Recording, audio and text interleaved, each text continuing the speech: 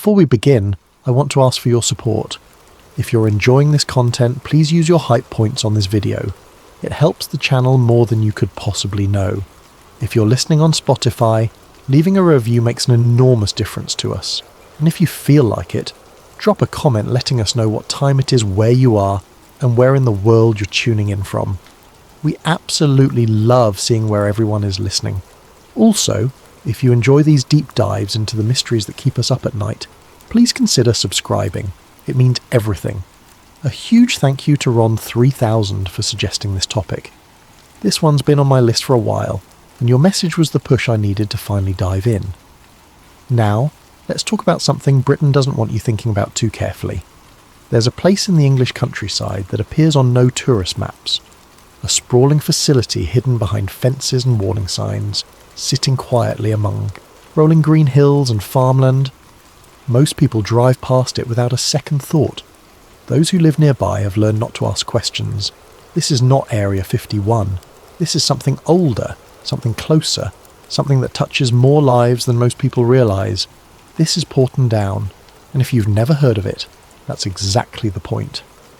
Chapter 1. Born from War. The year is 1916.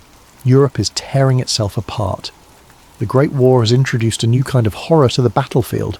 Chemical weapons. Mustard gas drifts through trenches. Chlorine burns lungs. Phosgene kills silently. Soldiers return home not just wounded, but fundamentally altered by substances that attack the body from within. Britain watches this unfold with growing alarm. If gas warfare is the future, then Britain needs answers. It needs defences. It needs laboratories. It needs a place where the rules can be different, where research can happen away from public scrutiny, where difficult questions don't need comfortable answers. And so, in the countryside of Wiltshire, on 10,000 acres of isolated land, Porton Down is born. From the very beginning, secrecy is woven into its foundation. This is not a university laboratory. This is not a public institution. This is a military research facility, and military research does not invite oversight. The work is classified. The results are classified. Even the questions being asked are classified. The official story is simple. Britain must understand chemical weapons to defend against them. To create antidotes, you must first understand poisons.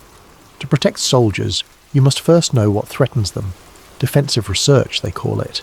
Necessary research. Patriotic research. But here's the thing about chemical weapons research. The line between defence and offence is razor thin. To understand how to stop a poison, you must first perfect its delivery. To develop protective equipment, you must test it against live agents. And to know if something works, you must test it on something living. Porton Down grows quickly. Buildings multiply across the grounds. Staff increases. Budgets expand. The First World War ends, but the facility does not close. Instead, it evolves. Because once you build a machine for studying death, it's very difficult to simply turn it off. The land itself becomes restricted. Fences go up. Guards are posted. Signs warn trespassers of prosecution. Local residents learn that certain questions lead nowhere. Job postings for the facility are vague. Even families of workers often don't know exactly what happens behind those fences. And that's how it stays for decades. Chapter 2. The Cold War Expansion. Fast forward to the 1940s and 50s. The world has changed, but Porton Down hasn't. If anything, it's become more necessary, more urgent, more secret. The Cold War transforms everything. The Soviet Union looms as an existential threat. Intelligence reports suggest they're developing advanced chemical and biological weapons. Britain cannot afford to fall behind. The Ministry of Defence takes direct control. Funding increases dramatically. New facilities are constructed. New departments are formed. The research expands in scope and ambition. It's no longer just about mustard gas and chlorine. Now the scientists are working with nerve agents, compounds so deadly that a single drop on skin can cause death within minutes. Sarin, Tabun, VX. Names that would later become synonymous with terrorism and war crimes. The public narrative remains unchanged. This is defensive research. Britain must understand these weapons to protect against them. Every breakthrough in toxicology is framed as a breakthrough in protection. Every new compound studied is studied to develop antidotes. But here's where the conspiracy theories begin to take root, because defensive research looks identical to offensive research. The same laboratory that develops a protective suit can also perfect the weapon that suit defends against. The same scientist who creates an antidote must first master the poison. The same facility that claims to defend Britain could just as easily arm it. And Porton Down never denies having offensive capabilities. They simply don't discuss it. When questioned, officials speak in careful language about research into potential threats and understanding adversarial capabilities. They never quite say they're building weapons, but they never quite say they're not. Former workers, years after retirement, occasionally let details slip. They mention testing grounds, experimental ranges, animals exposed to agents, large-scale dispersal studies. All of it, they insist, was defensive. But the infrastructure they describe sounds an awful lot like a weapons program. Documents that eventually surface through declassification paint a more complex picture. Britain didn't just study chemical weapons, it stockpiled them. Porton Down didn't just research nerve agents, it manufactured them. The facility wasn't just a laboratory, it was a production centre. The conspiracy doesn't require imagination. It requires only reading between very carefully constructed lines. Chapter 3. Human testing allegations. But the real darkness comes from a different kind of research, because at some point studying animals stops being sufficient. At some point, you need human data, and Porton Down found a way to get it. Starting in the 1940s, servicemen were recruited for what they were told were experiments testing cold weather gear or minor irritants. They were offered small payments. They were told the tests were harmless. They were assured they'd be helping their country. Many were young enlisted men who trusted their superiors and saw no reason to question orders. What they weren't told was the truth. The most famous case is Ronald Madison, a 20-year-old Royal Air Force engineer. In 1953 he volunteered for what he thought was a harmless experiment. He was taken to Porton Down. He was told he'd be testing protective clothing. He trusted the people in white coats. Instead, liquid sarin was dripped onto fabric patches attached to his arm. Sarin is a nerve agent. It disrupts the signals between nerves and muscles. In sufficient doses, it causes convulsions, respiratory failure, and death. It is one of the most lethal substances ever created by humans, and it was placed on Ronald Madison's skin without his informed consent. Within minutes, he began showing symptoms. Within an hour, he was in severe distress. Within hours, he was dead. The official explanation came quickly. Accident. Unforeseen reaction. Tragic, but rare complication. The inquest was brief. The conclusion was predetermined. Ronald Madison died in service to his country. The matter was closed. His family was given minimal information. The details were classified. The truth was buried alongside him, but the truth has a way of surfacing. Decades later, documents emerged. Whistleblowers spoke. Former subjects came forward. A new inquest was ordered. In 2004, 51 years after Ronald Madison's death, the verdict was finally changed. The death was ruled unlawful. The test was found to be conducted without proper safeguards or informed consent. Britain's government admitted wrongdoing. But here's the question that conspiracy theorists can't let go. If Ronald Madison's death was unlawful, what about all the tests that didn't end in death? What about the thousands of servicemen who survived their experiments at Porton Down, but who might have been exposed to substances whose long-term effects were unknown or ignored? How many tests were conducted? How many subjects were involved? What exactly were they exposed to? The official numbers are vague. The records are incomplete. The details remain classified. And that silence is louder than any confession. Chapter 4. The experiments no one signed up. For as more former servicemen came forward over the years, a pattern emerged. These weren't isolated incidents. They were systematic, organised, ongoing. Veterans described being bussed to Porton Down from various military bases. They'd arrive at facilities that looked like hospitals but felt wrong. Clinical, cold, impersonal. They'd be separated into groups, given numbers instead of names, told to strip and wear provided clothing. Then the experiments would begin. Some describe being placed in sealed chambers and exposed to gases. They'd be told to breathe normally, to report any sensations, to remain calm. The gases made their eyes water, made their skin itch, made their throats burn. But they'd been assured it was harmless, just testing protective equipment, just helping develop better gear for soldiers in the field. Others described injections, pills, liquids to drink, always with minimal explanation, always with assurances of safety.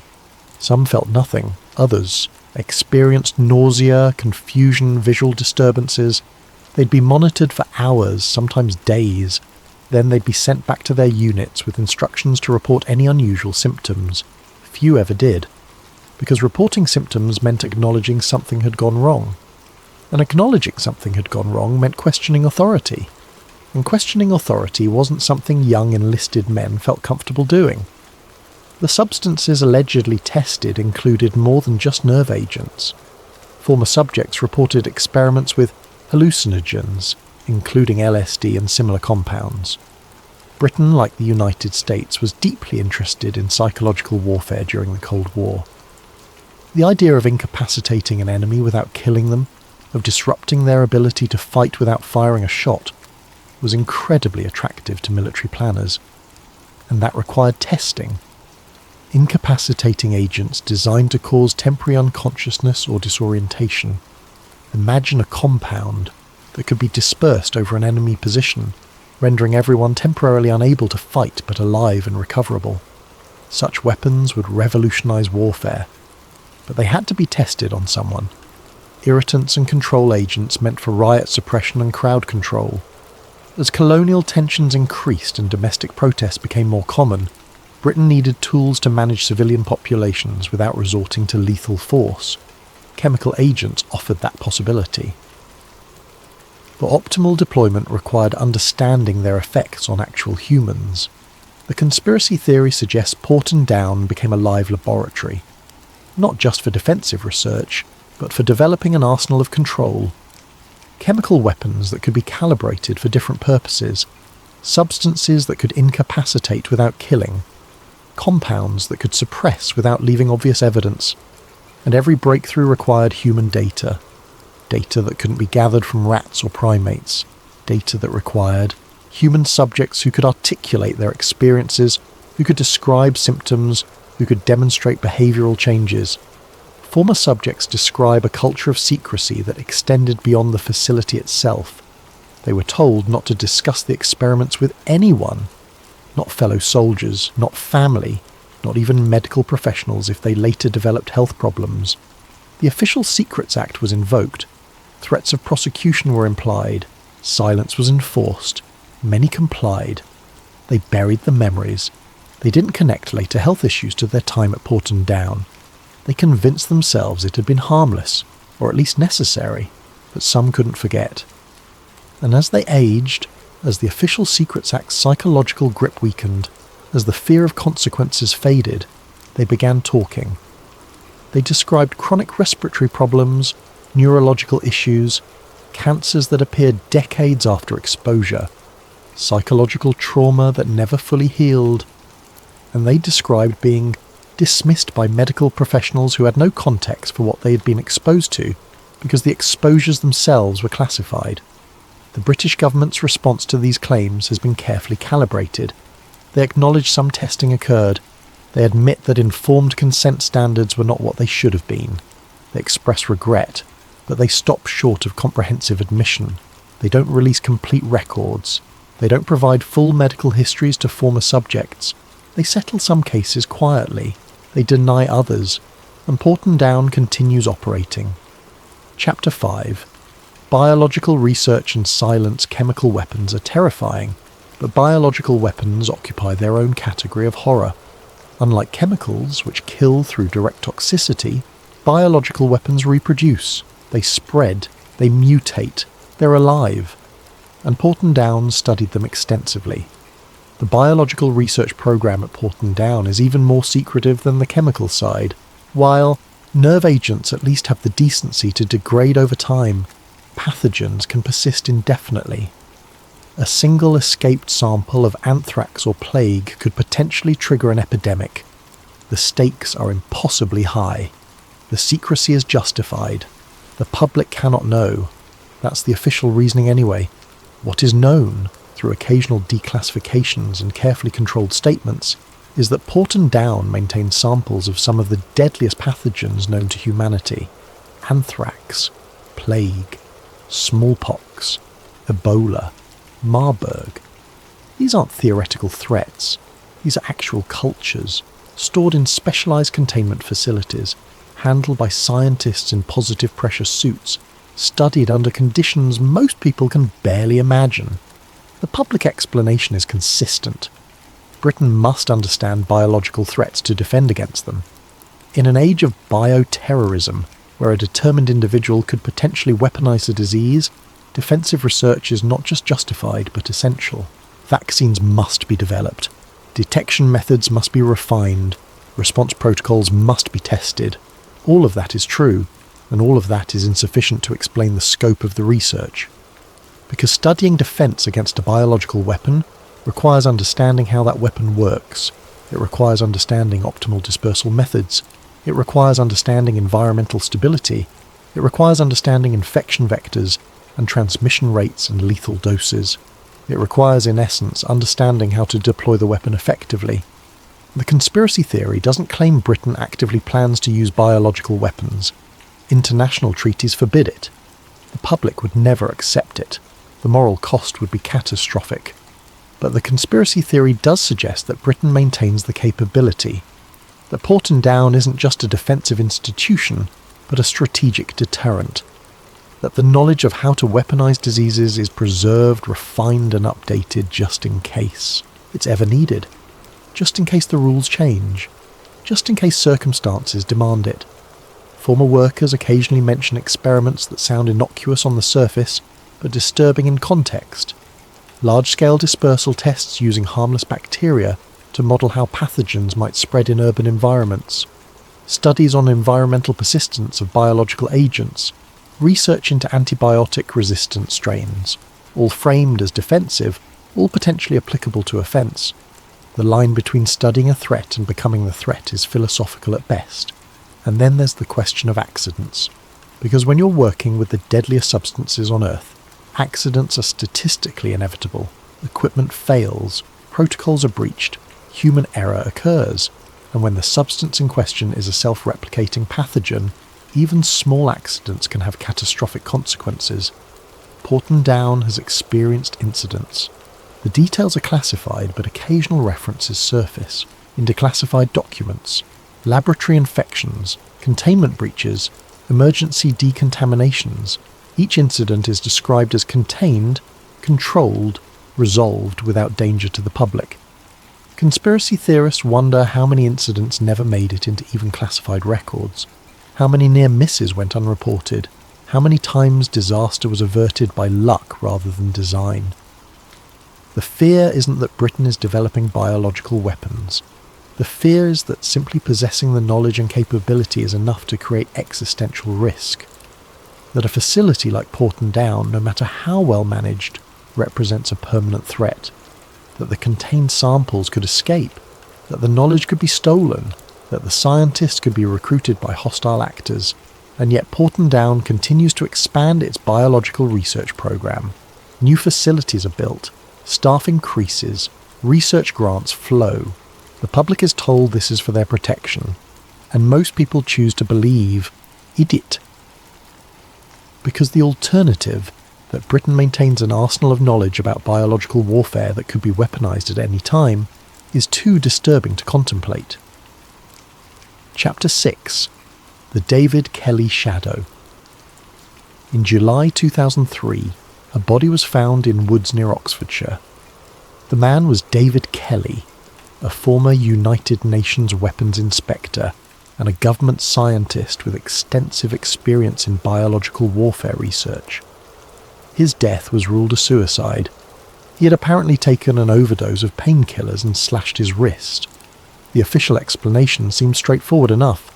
Kelly had been under intense pressure following his identification as the source of a BBC report claiming the government had sexed up intelligence about Iraqi weapons of mass destruction. He'd been publicly named. He'd been grilled by parliamentary committees.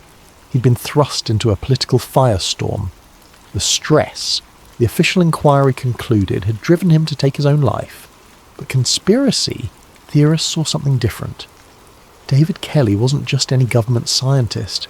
He was one of Britain's foremost experts on biological weapons. He'd worked at Porton Down. He'd inspected weapons facilities in Iraq and the former Soviet Union. He knew what biological warfare programs looked like. He knew how they operated. He knew their capabilities and limitations. And perhaps most importantly, he knew whether Britain's claims about Iraqi weapons were accurate. The conspiracy theory suggests Kelly knew too much, that his expertise made him dangerous, that his willingness to speak to journalists indicated he might reveal more than the government could tolerate, that his death wasn't suicide but silencing. There's no proof, no evidence beyond coincidence and suspicion. But the theory persists because Kelly's death was convenient. It removed a knowledgeable insider at a politically sensitive moment. It prevented further testimony. It ensured certain questions wouldn't be asked. The official inquiry, led by Lord Hutton, was criticised as a whitewash. Key evidence was sealed for 70 years. The paramedics who found Kelly expressed doubts about the suicide verdict. The amount of blood at the scene seemed insufficient for a fatal wrist wound. The dosage of painkillers seemed inadequate to ensure death. But the verdict stood. Suicide. End of story. Move along. For conspiracy theorists, Kelly's death represents something larger than one man's fate. It represents the ultimate consequence of knowing too much about places like Porton Down. It suggests that expertise in state secrets is a form of insurance policy for the state, not the expert. The connection to Porton Down is more than just Kelly's employment there. It's about the culture of secrecy surrounding biological weapons research. It's about how that culture extends beyond facility fences into the lives and fates of everyone involved. It's about the precedent that knowledge can be dangerous not to enemies, but to the knowledgeable themselves. No one can prove David Kelly was murdered, but no one can fully dismiss the questions surrounding his death. And in the absence of satisfactory answers, the conspiracy theories fill the void. Porton Down has never commented on Kelly specifically. The facility maintains its silence. Scientists there continue their work. The research continues. The secrets accumulate. And every now and then, someone who knows too much stops being a problem. Chapter 7. Unacknowledged Technologies. Chemical weapons kill. Biological weapons spread. But there's a third category of research that Porton Down allegedly pursued, one that's less about death and more about control, psychological warfare, behaviour modification, non-lethal incapacitation. These aren't the weapons of conventional war. These are the tools of influence, manipulation and domination without obvious violence, and they're potentially far more powerful. During the Cold War, both sides became fascinated with the idea of controlling human behaviour without physical force. The United States conducted the infamous MK-Ultra program, testing LSD and other compounds on unwitting subjects. The Soviets developed similar programs, and Britain, through Porton Down, allegedly pursued its own version. The research reportedly included psychoactive compounds designed to induce compliance or confusion. Imagine a substance that could be dispersed in a crowd, making people suggestible to authority without realizing their will was being influenced. No violence, no obvious coercion, just chemical nudging toward desired behavior, incapacitating agents that could render targets unconscious without killing them. This isn't just knockout gas from movies. This is sophisticated pharmacology designed to overwhelm nervous systems temporarily while avoiding lethal dosages, useful for hostage situations, useful for riot control, useful for any scenario where neutralizing threats without creating martyrs is desirable. Acoustic weapons and infrasound research. Sound below the range of human hearing can cause unease, nausea, and disorientation. Weaponizing these frequencies could clear areas without anyone understanding why they felt compelled to leave. No visible force, no traceable agent, just overwhelming discomfort that drives people away. Behavioral influence through environmental manipulation. This goes beyond weapons and into the realm of ambient control. Lighting frequencies that induce fatigue, temperature variations that affect decision-making, scent compounds that trigger specific emotional responses, all subtle, all deniable, all potentially effective. The conspiracy theory suggests Porton Down functioned as Britain's centre for developing invisible control mechanisms. Not just weapons to kill enemies, but tools to manage populations, to suppress dissent, to influence behaviour, to maintain order without visible oppression. There's some evidence for this. Declassified documents, reference research into riot control agents, and non-lethal technologies. Former workers mention projects that seem designed for domestic application rather than foreign warfare. Patents filed by government-affiliated researchers describe delivery systems for behavioural agents, but the full scope remains classified. The specific capabilities are unknown. The actual deployments, if any, are unacknowledged. What makes this category of research particularly disturbing is its potential for abuse. Chemical weapons are obviously weapons. Their use is warfare. But behaviour modification technologies operate in a grey zone. Are they weapons? Are they crowd control? Are they public safety tools? The distinction matters legally and morally, but the effects can be identical. A government that can influence its citizens' behaviour without their awareness possesses power that exceeds traditional authoritarianism. There are no prison walls to escape, no obvious oppression to resist. Just the subtle erosion of free will, degree by degree, nudge by nudge. Conspiracy theorists point to historical examples where such technologies might have been deployed. Protests that dispersed unexpectedly. Crowds that became inexplicably docile. Situations that resolved themselves in ways that seemed almost too convenient. Could Porton Down's research have been applied? Could behavioural agents have been tested on actual populations? There's no proof, but there's precedent. Because human testing at Porton Down has been acknowledged, environmental releases of test agents have been admitted, the infrastructure for deployment exists, the motivation, maintaining social order, is perpetual. The most unsettling possibility isn't that these technologies exist, it's that they've already been used and no one realised it. That the compliance we assume is natural might sometimes be chemical. That the order we take for granted might occasionally be induced. Control without visibility is the ultimate. Power. And Porton Down may have perfected it. Chapter 8. Why Porton Down never closes. The Cold War ended in 1991. The Soviet Union collapsed. The existential threat that justified massive investment in chemical and biological weapons research evaporated. Facilities around the world were decommissioned. Programs were shut down. Scientists moved to civilian work. But Porton Down didn't close. If anything, it expanded. New buildings appeared on satellite imagery. Budgets increased. Staff numbers grew. The facility, far from winding down, seemed to be entering a new era of activity. Why? The official explanation focuses on emerging threats, terrorism, rogue states, pandemics. The world may be different, but it's not safer. If anything, the proliferation of knowledge makes defensive research more crucial than ever. Anyone with sufficient expertise could potentially create a biological weapon. Porton Down must stay ahead of these threats. All of that is reasonable. All of that is insufficient to explain the scale of continued operations. Because if Porton Down were truly focused on defence, its work would be collaborative and transparent. It would partner openly with universities. It would publish research. It would contribute to global health initiatives. Instead, it remains secretive. Access is restricted. Publications are minimal. The work happens behind fences, away from oversight.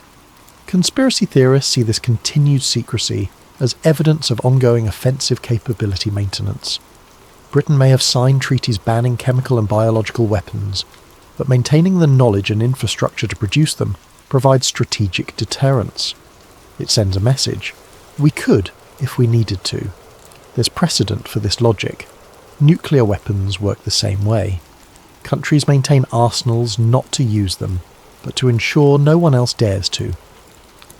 Porton Down, in this interpretation, is Britain's insurance policy, a reminder to adversaries that Britain retains capabilities that are better left untested. The facility has also evolved into what the government calls the Defence Science and Technology Laboratory, or DSTL. The name change is cosmetic. The core mission remains: research into chemical, biological, and emerging threats. The secrecy remains, the fences remain, the classification remains. Recent events have highlighted Porton Down's continued relevance. In 2018, a former Russian agent and his daughter were poisoned with Novichok nerve agent in Salisbury, just miles from Porton Down. The facility was crucial in identifying the poison and developing treatment protocols. The government lauded Porton Down's expertise. Conspiracy theorists noted the proximity and wondered how quickly the facility identified a substance allegedly developed in secret Russian laboratories. Could Porton Down identify Novichok so quickly because they'd already studied it? Could they develop countermeasures so rapidly because they'd already experimented with similar compounds? The official answer is that Porton Down's expertise comes from defensive research. The conspiracy answer is that defensive research is indistinguishable from offensive research. The COVID pandemic brought Porton Down back into public awareness. The facility contributed to research on SARS-CoV-2, testing vaccines and treatments. Again, the public narrative emphasised Britain's scientific capability and preparedness. But for conspiracy theorists, it raised questions about what research had been conducted before the pandemic. Had Porton Down studied coronaviruses? Had they experimented with transmission models? Had they perhaps been more prepared than random chance would suggest? There's no evidence of wrongdoing, but there's also minimal transparency, and in that void, suspicion grows. The fundamental question remains: why does a facility like Porton Down require such secrecy in the 21st century? Why can't the research be open to meaningful oversight? Why do records remain classified decades after events? Why are former workers still bound by official secrets even in retirement? The answer, conspiracy theorists believe, is simple. Because Porton Down isn't just defending Britain. It's maintaining capabilities that Britain wants potential adversaries to fear, but doesn't want its own citizens to fully understand. The facility that was born in 1916 to study gas warfare has evolved into something far more complex and far more troubling. It's not just a laboratory, it's a symbol, a reminder, a threat, and it never closes because some forms of power are too useful to relinquish. Chapter 9. The British Area 51 Comparison. Area 51 occupies a unique space in conspiracy culture. The remote Nevada facility, officially acknowledged but never fully explained, has become synonymous with government secrecy. UFOs, alien technology, reverse engineering of craft beyond human capability. The theories are wild, often absurd and endlessly fascinating. Porton Down invites comparison. Both facilities are remote. Both are heavily restricted. Both operate under layers of classification that prevent meaningful public understanding. Both admit to some activities while keeping others secret. Both have spawned decades of conspiracy theories. But there's a crucial difference. Porton Down deals in documented reality rather than speculative fiction. Area 51's mystique comes from what might be hidden there. Alien spacecraft, extraterrestrial beings, technologies that would revolutionize human understanding of physics and reality itself. The theories are thrilling precisely because they're so far beyond ordinary experience.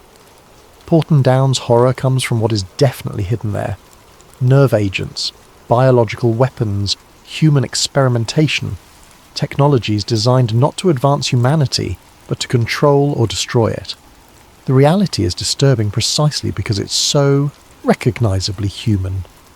The comparison reveals something important about how we process government secrecy. We're more comfortable imagining our governments hiding alien visitors than acknowledging they hide their willingness to test deadly substances on their own citizens. The alien conspiracy is almost comforting. It suggests governments are keeping wondrous secrets. The Porton Down conspiracy is terrifying. It suggests governments are keeping shameful ones.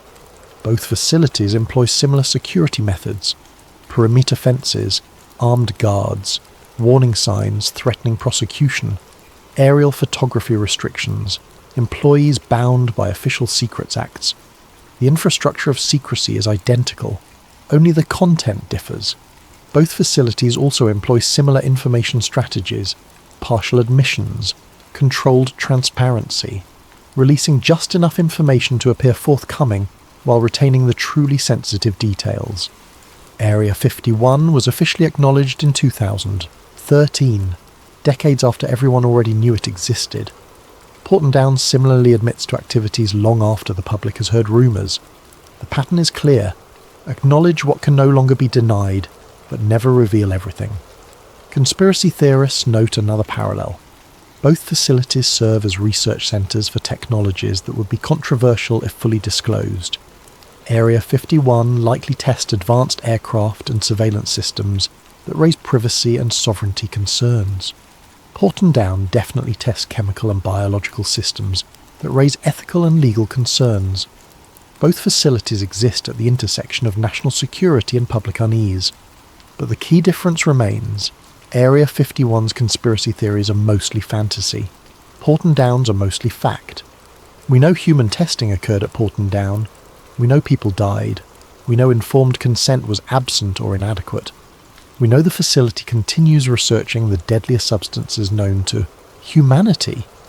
These aren't theories. These are admitted realities. The conspiracy theories about Porton Down don't require believing in the impossible. They only require believing that what has been admitted is incomplete, that the human testing was more extensive than acknowledged, that the substances tested were more varied than disclosed, that the applications of research went beyond what's been revealed, and that's what makes Porton Down more disturbing than Area 51. You don't need to believe in aliens to feel uneasy about Porton Down. You only need to believe in bureaucracy, secrecy, and the human capacity for justifying terrible things in the name of national security. Area 51 is where we imagine our governments hide wonders. Porton Down is where we know they hide horrors. The fence around Area 51 protects mysteries. The fence around Porton Down protects us from truths we'd rather not confront. Chapter 10. What if the truth is boring and terrifying the most? Unsettling possibility about Porton Down isn't that it hides something extraordinary, it's that it hides something ordinary. Conspiracy theories often reach for the dramatic: secret weapons, hidden agendas, malevolent masterminds. We want our conspiracies to be grand because grand conspiracies feel worthy of secrecy. If governments are hiding something, it should at least be interesting. But what if Porton Down's real secret is just bureaucratic evil? What if the truth is simply that governments, when given the opportunity, will test dangerous substances on their own citizens if they can justify it to themselves? What if there's no master plan, just institutional momentum and a culture that prioritises research over ethics? That's more terrifying than any elaborate conspiracy, because it's mundane, it's reproducible, it's happening everywhere, all the time, in less extreme forms. The documents that have been declassified from Porton Down reveal something chilling in there: ordinariness. There are no evil speeches, no dramatic declarations, just paperwork, requisition forms for test subjects, experiment protocols outlining exposure levels, medical reports documenting symptoms, all written in the bland language of bureaucracy. Subject 16 reported mild irritation at 3 minutes. Exposure continued per protocol. Subject became unresponsive at 7 minutes. Medical intervention initiated. Subject expired at 9 minutes. No malice, no cruelty, just detached observation and procedural compliance. The evil, if we can call it that, isn't in the intent but in the system that made such observations routine. The conspiracy isn't that Porton Down harboured sadists who enjoyed harming people. It's that it harboured normal people who convinced themselves they were doing necessary work. Scientists who believed defensive research justified offensive testing. Administrators who believed national security overrode individual rights. Military personnel who believed following orders absolved them of moral responsibility. Every atrocity in history has depended on this kind of mundane evil. Not monsters, but ordinary people operating within systems that normalise the abnormal. Porton Down is terrifying because it demonstrates how easily such systems can emerge in democratic societies. Britain wasn't a dictatorship. It had laws, oversight, and public accountability. And yet Porton Down operated for decades with minimal interference. The real conspiracy isn't about what Porton Down is hiding now. It's about what Porton Down revealed about how governments operate, about how secrecy enables abuse, about how classification prevents accountability, about how national security becomes a blanket justification for actions that would be criminal in any other context. Ronald Madison didn't die because of a conspiracy. He died because a system existed that could place sarin on his skin, watch him die, and then classify the details for 50 years. That system wasn't secret. It was authorised, funded, staffed, overseen by people who went home to families and considered themselves good citizens doing important work. The conspiracy theorists who focus on secret weapons or hidden agendas are, in a way, missing the point. The real horror is that Porton Down required no conspiracy. It operated openly within its context. People knew it existed. They knew it researched chemical and biological weapons. They knew it tested substances on volunteers. They just didn't ask too many questions. And the few who did were told such questions threatened national security. That's the mechanism that enables places like Porton Down. Not elaborate cover-ups, but social consent through willful ignorance. As long as the public doesn't demand transparency, institutions will default to secrecy. As long as citizens accept national security as an answer, governments will keep secrets they have no right to keep. The boring truth is that Porton Down probably isn't hiding alien technology or supernatural weapons. It's hiding the precedent. The documentation that Britain, a democracy, a nation of laws, a culture that values individual rights, systematically tested deadly substances on its own citizens and saw nothing wrong with it. That precedent is more dangerous than any weapon, because precedents can be repeated. Systems that worked once can work again. Justifications that succeeded before can succeed in the future. The conspiracy isn't what Porton Down is doing now. It's what Porton Down proved is possible, and that possibility never expires. Epilogue. The fence still stands. If you drive through Wiltshire today, you can see the fence. It runs along the countryside for miles. Beyond it, buildings, laboratories, security. A facility that has existed for over a century. That has weathered wars and peace. That has survived scandals and inquiries. That has outlasted the threats it was created to address. Porton Down is still there. Still active. Still classified. Still secret. The scientists who work there now are probably good people. They probably believe they're protecting Britain. They probably think their research is defensive, necessary, justified. They're probably right about some of it. They're probably wrong about the rest. The question is whether we'll ever know which is which. Most people never think about Porton Down. It doesn't appear in daily news. It doesn't feature in political debates. It exists in a space between public awareness and complete obscurity. Known about but not known. Acknowledged but not understood. That's by design. Because the most effective secrets aren't the ones no one knows. They're the ones everyone knows just enough about to stop asking questions. We know Porton Down exists.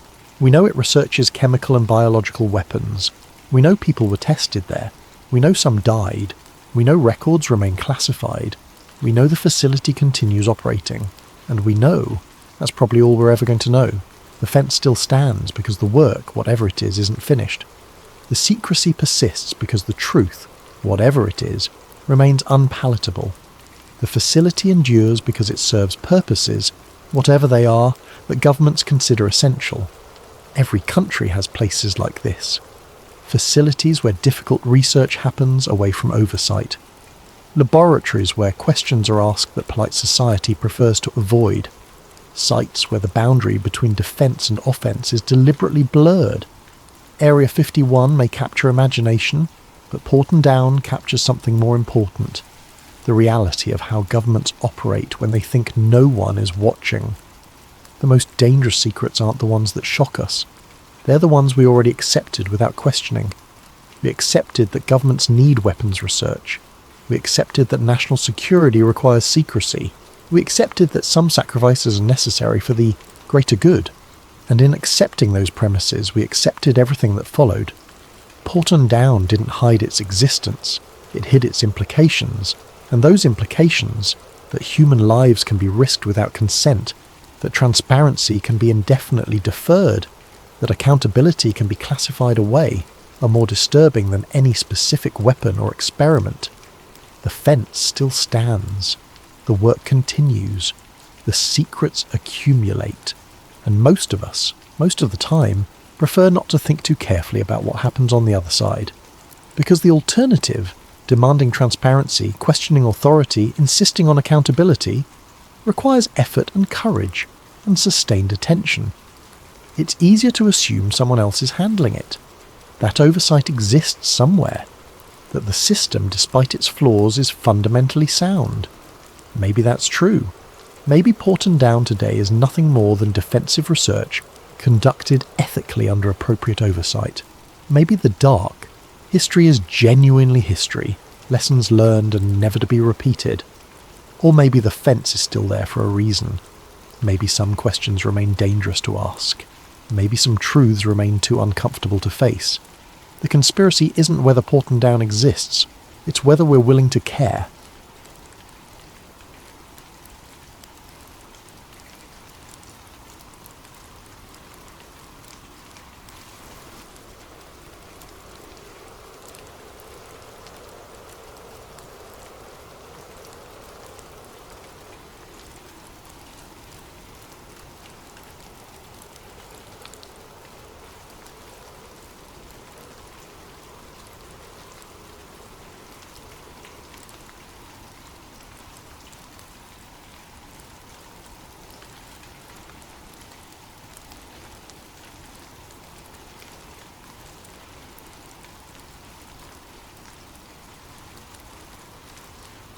What if the most powerful secret society in history wasn't the Illuminati, the Knights Templar, or even the modern Freemasons, but three men whose names have been deliberately erased from every record? Tonight, we dive deep into the digital shadows to uncover a conspiracy so intricate, so carefully hidden, that discovering it might be the last thing you ever do. Before we begin, what conspiracy would you like us to investigate next? Ancient bloodlines controlling world governments, the real purpose behind social media algorithms, or perhaps something even darker lurking in the depths of the internet? Let us know in the comments, and don't forget to subscribe to Sleep Theories for more late-night investigations that will keep you awake long after the credits roll. The blue glow of Dorian Cade's monitors cast long shadows across his cluttered apartment at 3:47 a.m. Empty energy drink cans formed a metallic skyline around his workstation, where 4 screens displayed cascading lines of encrypted data. This was his domain, the digital underworld where secrets lived and died in streams of code. Dorian had always been drawn to the spaces between spaces, the forgotten corners of the internet where truth hid behind layers of encryption. By day, he was just another cybersecurity analyst for Titan Defense Systems, debugging firewalls and hunting malware. But by night, he was something else entirely, a digital archaeologist, excavating buried information from the deepest recesses of the web. Tonight's target was a seemingly innocuous file archive he'd discovered on a defunct server that once belonged to the Grand Lodge of Pennsylvania. The files were old, some dating back to the early digitization efforts of the 1990s, when historical documents were first being converted from physical to digital formats. Most of it was mundane: meeting minutes, membership rolls, financial records, the kind of material that would put most people to sleep. But Dorian wasn't most people. As his decryption algorithms worked through the data, something unusual caught his attention. Buried within a folder labelled Historical Correspondence MISC was a file that didn't match the others. The metadata was wrong, the encryption was different, and when he finally cracked it open, what he found made his pulse quicken. It was a single image, a symbol he had never seen before.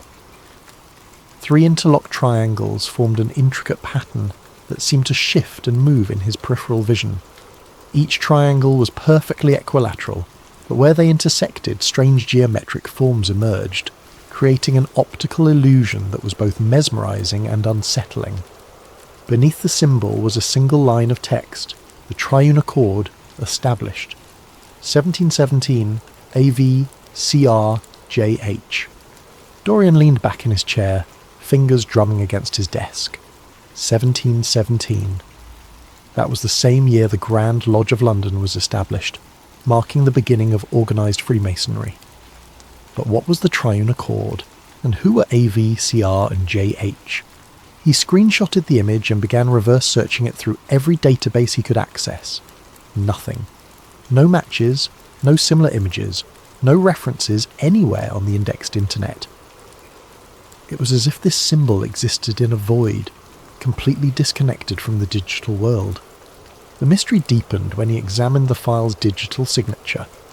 According to the metadata, this document had been accessed and modified hundreds of times over the past 30 years, but always by anonymous users with no traceable digital footprints. Someone, or multiple someones, had been maintaining this file, keeping it alive in the digital space while ensuring it remained invisible to casual observers. Dorian's hands moved instinctively to his keyboard. He had found something that wasn't supposed to be found, touched something that wasn't supposed to be touched. And now, he couldn't let it go. The hunt had begun. 3 days of relentless searching had yielded fragments, tantalizing pieces of a puzzle that refused to come together. Dorian had barely slept, surviving on caffeine and the electric thrill of discovery. His apartment had transformed into a conspiracy theorist's dream, with printed documents taped to every available wall surface and red string connecting seemingly random data points. The breakthrough came when he cross-referenced the initials A, V, CR and JH with historical Masonic records from the early 18th century. Traditional sources yielded nothing, but when he dug into the darker corners of academic databases, forgotten doctoral dissertations, obscure historical journals, private collections that had been digitized but never properly indexed, patterns began to emerge. In a 1987 thesis on esoteric influences in early American politics, he found a footnote referencing 3 mysterious benefactors who had allegedly provided funding for the construction of several early American government buildings. The author had dismissed the claims as unsubstantiated rumours, but had noted that the same 3 sets of initials appeared in financial records from Philadelphia, Boston and Charleston between 1720 and 1750. A deeper dive into banking archives from the period revealed something extraordinary. Dorian discovered a series of encrypted letters between European aristocrats and early American colonists, all revolving around something called the Doctrine of Quiet Influence. The letters, written in a cipher that had taken him 2 full days to crack, described a methodology for guiding human behaviour through subtle manipulation of symbols, language, and social structures. But it was the names that made his blood run cold. The letters were signed with the same initials, AV, CR, and JH. According to the correspondence, these 3 men weren't just wealthy benefactors. They were the architects of a new form of power, one that didn't rely on armies or political office, but on the manipulation of human psychology itself. They had studied the old mystery schools, the ancient techniques of persuasion and control, and had adapted them for a new age. One letter, dated 1734, was particularly chilling. The masses believe they choose their own thoughts, their own desires, their own leaders. They do not understand that choice itself can be manufactured, shaped like clay in the hands of those who understand the deeper mechanics of the human mind. We 3 have laid the foundation stones. Future generations will build upon our work without ever knowing our names. Dorian printed out the letter and pinned it to his wall next to the symbol of the 3 interlocked triangles. The pattern was starting to make sense. These weren't just random geometric shapes. They were a visual representation of the three founders' methodology. Each triangle represented a different sphere of influence: political, economic, and cultural. Where they intersected, control was established. But who were they? The initials were all he had to go on, and despite hours of searching, he couldn't find any historical figures from the period whose names matched. It was as if they had been deliberately erased from the historical record. That's when he made his second major discovery. Hidden within the financial records was a reference to something called the Lodge of Three Pillars. Not an official Masonic lodge, but what appeared to be a secret organisation within the larger Masonic structure. The three pillars, according to the documents, were AV, CR, and JH themselves. Dorian's excitement was tempered by a growing sense of unease. He was uncovering something that had been buried for nearly 3 centuries, something that powerful people had gone to great lengths to hide. The deeper he dug, the more he realised that this wasn't just history. It was a blueprint, a framework that was still being used. As the sun rose over the city, casting golden light through his apartment windows, Dorian stared at the wall of evidence he'd assembled. The three Masons, as he had begun calling them, had created more than just a secret society. They had engineered a system of control that devolved and adapted over centuries, invisible but omnipresent. And now he was beginning to understand how it worked. The realization hit Dorian like a physical blow as he sat in his favourite coffee shop, laptop open, surrounded by the mundane chatter of the morning commuters. He had been analysing media patterns for the past week, looking for connections to the doctrine of quiet influence, when the data suddenly cohered into a terrifying picture. It was everywhere. The 3 interlocked triangles, the symbol of the triune accord, weren't just hidden in dusty historical archives. They were embedded in the fabric of modern culture, disguised and abstracted but unmistakably present. Movie logos, corporate brands, architectural designs, even the layout of popular websites, all contained subtle variations of the 3-triangle pattern.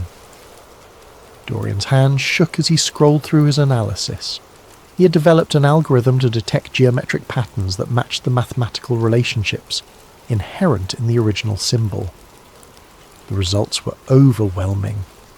Major Hollywood studios, Fortune 500 companies, news networks, and social media platforms all incorporated elements of the design into their visual identity. But it went deeper than logos and branding. The doctrine of quiet influence, as described in the 18th century letters, relied on 3 key principles: repetition, authority, and emotional resonance. Dorian began to see these principles reflected in everything from political campaigns to advertising strategies to social media algorithms.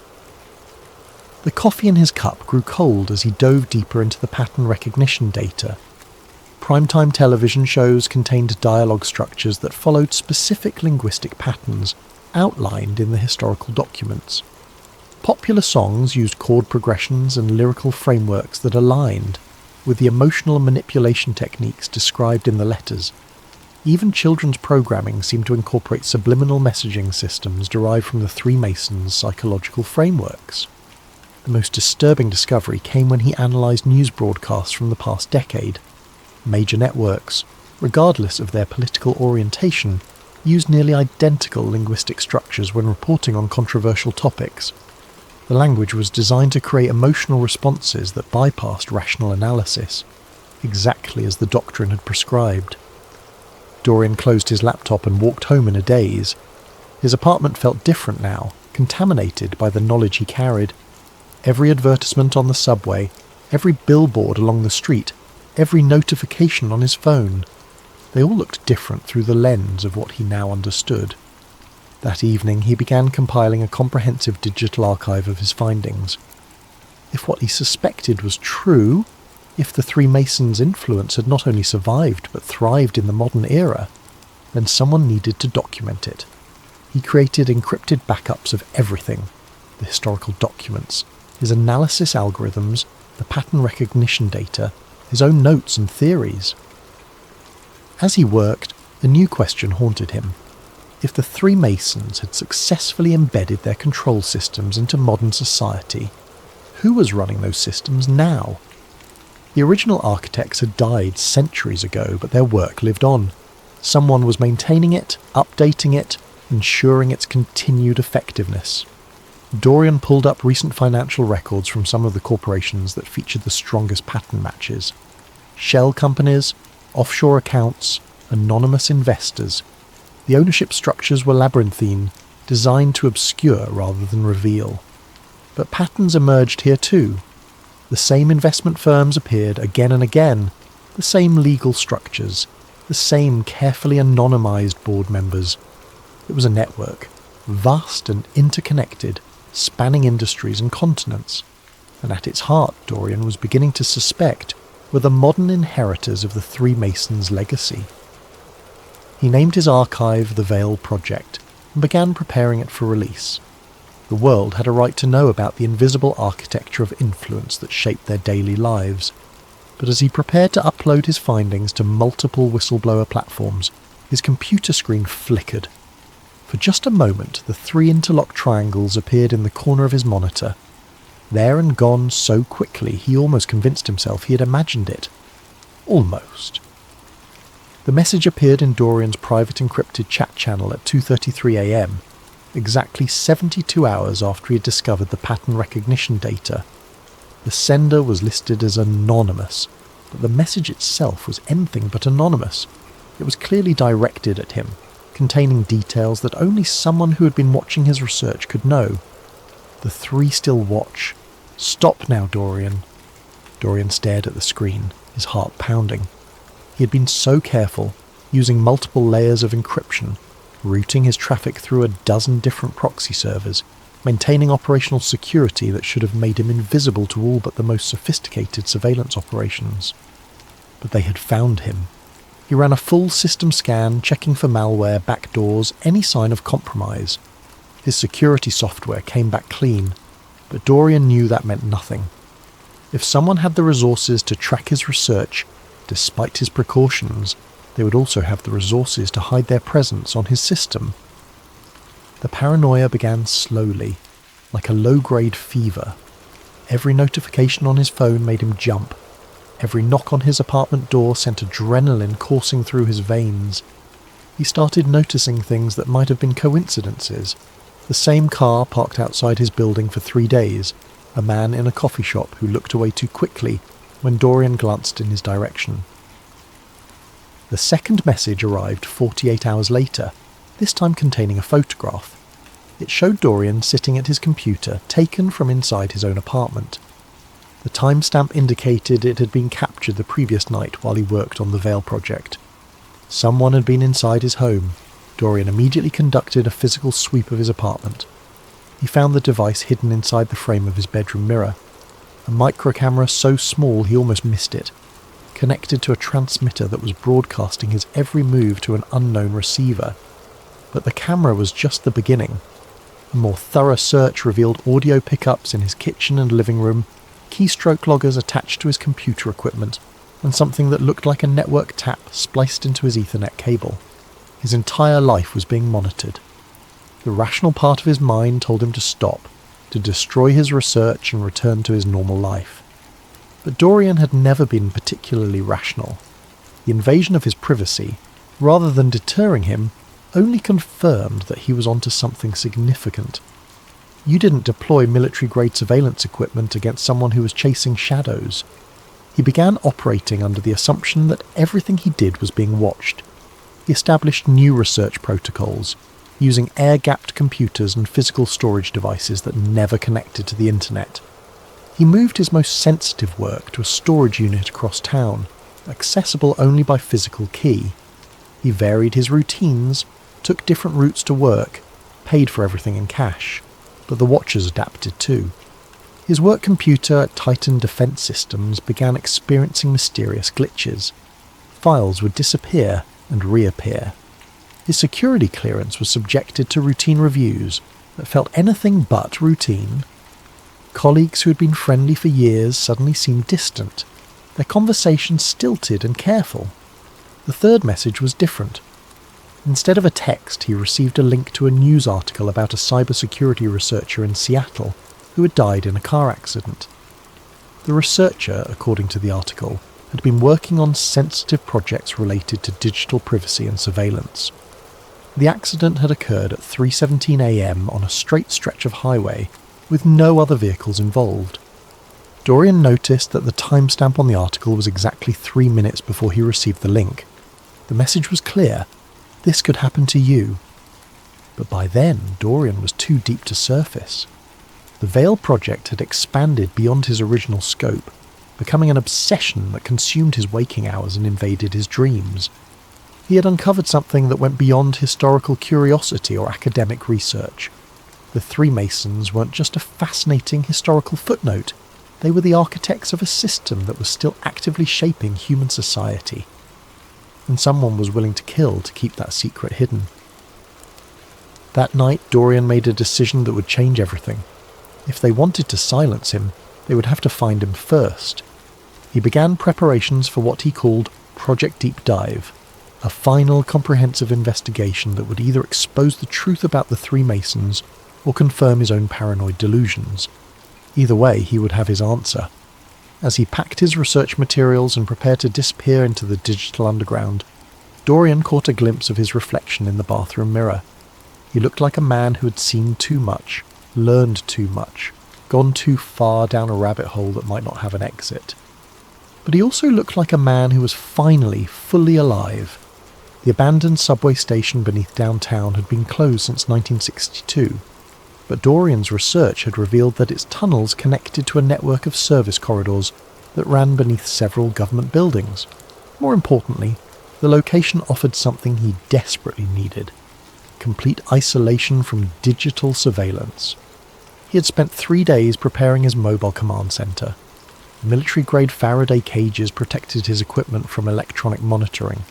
Satellite internet connections routed through multiple international proxies provided connectivity that would be nearly impossible to trace.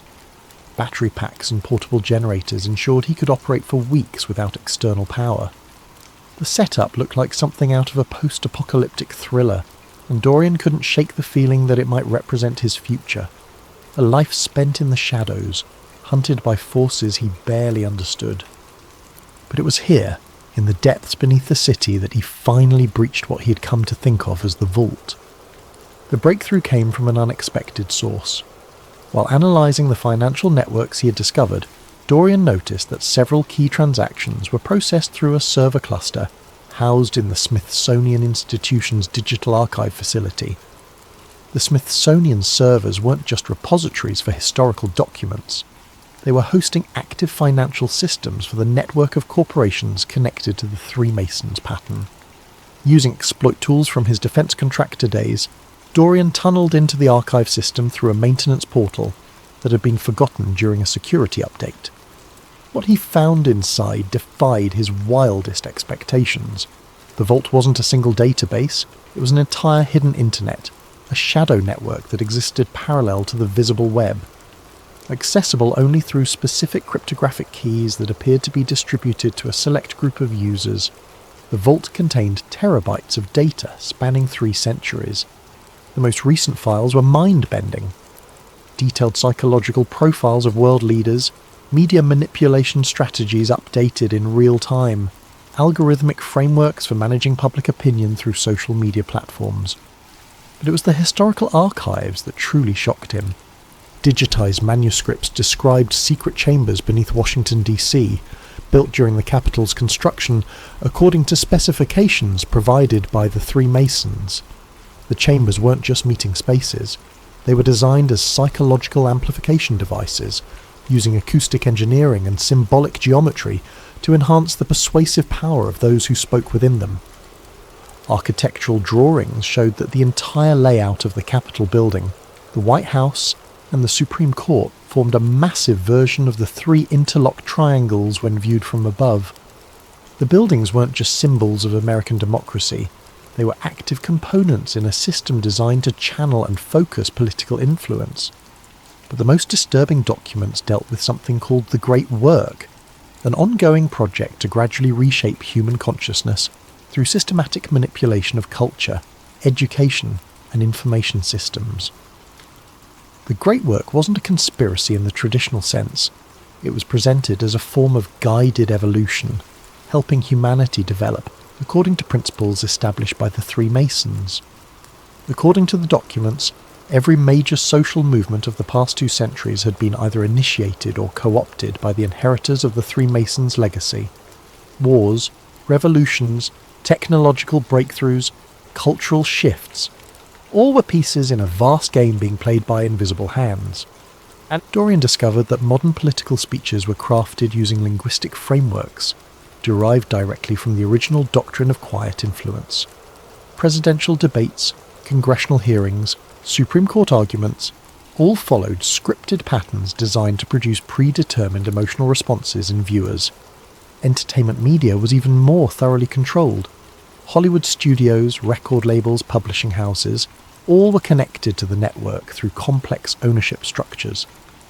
Popular culture wasn't a reflection of society's values. It was a tool for shaping those values. As Dorian delved deeper into the vault, he began to understand the true scope of what he was facing. This wasn't just a historical conspiracy. It was a living system, constantly evolving and adapting to new technologies and social conditions. The Three Masons had died centuries ago, but their work lived on through institutions, traditions, and methodologies that had become so embedded in society that they were virtually invisible. The most chilling realization came when he discovered his own file in the vault's database. They had been monitoring him for months, tracking his research, analyzing his psychological profile, preparing countermeasures. His investigation hadn't been a secret quest for truth. It had been a carefully observed experiment. But why let him discover so much? Why allow him to penetrate their most sensitive archives? The answer came in a document titled Protocol 7, Asset Integration. Dorian's blood ran cold as he read the clinical assessment of his psychological profile, his motivations, his likely responses to various stimuli. He wasn't just a threat to be eliminated. He was a potential asset to be recruited. The file indicated that his research skills and psychological profile made him an ideal candidate for voluntary integration into their network. His investigation of the Three Masons hadn't been a violation of their security, it had been an audition. As this understanding washed over him, Dorian noticed something that made his hands shake. The documents he was accessing contained metadata signatures, hidden markers that traced every query back to his specific location and identity. By exploring the vault, he wasn't just learning their secrets, he was leaving digital fingerprints that proved he had been there. The final piece of the puzzle revealed itself at 4:47 a.m. on what Dorian would later realize was his last night of freedom. He had been analyzing the most recent uploads to the vault, real-time data feeds that showed the Three Masons' influence network in active operation. What he discovered was breathtaking in its scope and terrifying in its implications. The network wasn't just influencing culture and politics. It was actively shaping reality itself through coordinated manipulation of information systems. Social media algorithms were tweaked to promote specific narratives. Search engine results were subtly adjusted to guide public research toward predetermined conclusions. News recommendation systems were programmed to create echo chambers that reinforced desired belief patterns. But the most sophisticated element was something they called consensus engineering.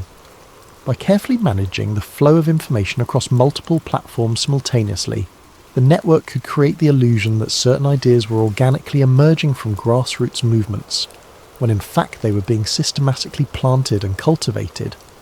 Dorian watched in real time as a coordinated information campaign was launched across dozens of platforms. A political controversy that would dominate news cycles for weeks was being artificially created through carefully timed leaks, strategic social media posts, and coordinated commentary from influencers who probably didn't even realize they were part of the operation. The level of coordination was staggering. Television networks, newspapers, social media platforms, and even individual bloggers were all receiving talking points through channels that appeared unconnected but were actually part of a single centralized command structure. He began documenting everything, screenshotting real-time operations, copying database entries, building an irrefutable record of the network in action. This was the smoking gun he had been looking for, proof that modern society was being manipulated by invisible forces operating on a scale that dwarfed anything in history. But as he prepared to copy the most damaging files to his secure storage devices, Dorian noticed something that made his blood freeze. The documents he was accessing contained more than just information. They contained active code that was executing on his system every time he opened a file. He ran an immediate diagnostic and discovered the horrifying truth. Every document in the vault was embedded with sophisticated tracking malware. Not only did the system know exactly what he had accessed, it had been installing backdoors and surveillance tools on his equipment from the moment he had first breached their security. His air-gapped computers weren't air-gapped anymore. His encrypted storage devices were compromised. His Faraday cages were useless against software that was already inside his systems. But the worst revelation was yet to come. As he traced the malware's network connections, Dorian realized that his entire investigation had been orchestrated from the beginning. The original files he had discovered in the Masonic Lodge archive. They had been placed there deliberately, designed to attract someone with his specific skill set and psychological profile. The research trails he had followed, the connections he had discovered, the patterns he had uncovered, all of it had been a carefully constructed puzzle, leading him step by step to this moment. He hadn't been investigating the three Masons, he had been recruited by them. The recruitment wasn't complete yet. According to the protocols he found in his own file, the final step required a conscious choice. He could accept integration into their network, becoming a willing participant in the great work, or he could face the consequences of possessing knowledge that wasn't meant for outsiders. As if summoned by his thoughts, a new message appeared on his screen. Dorian, you have seen behind the veil. There are only two paths forward. Choose wisely. Below the message were two links. The first was labelled integration. The second was labelled termination. Dorian stared at the screen, his mind racing through the implications of everything he had discovered. The three Masons weren't the villains in this story, at least not from their perspective. They saw themselves as shepherds of human civilization, guiding society toward what they believed was a better future.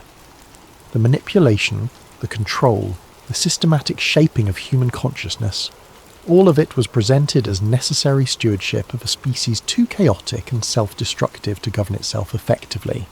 But Dorian couldn't shake the image of humanity as a vast puppet show, with invisible hands pulling strings that the puppets couldn't even see. Was guided evolution really better than free will?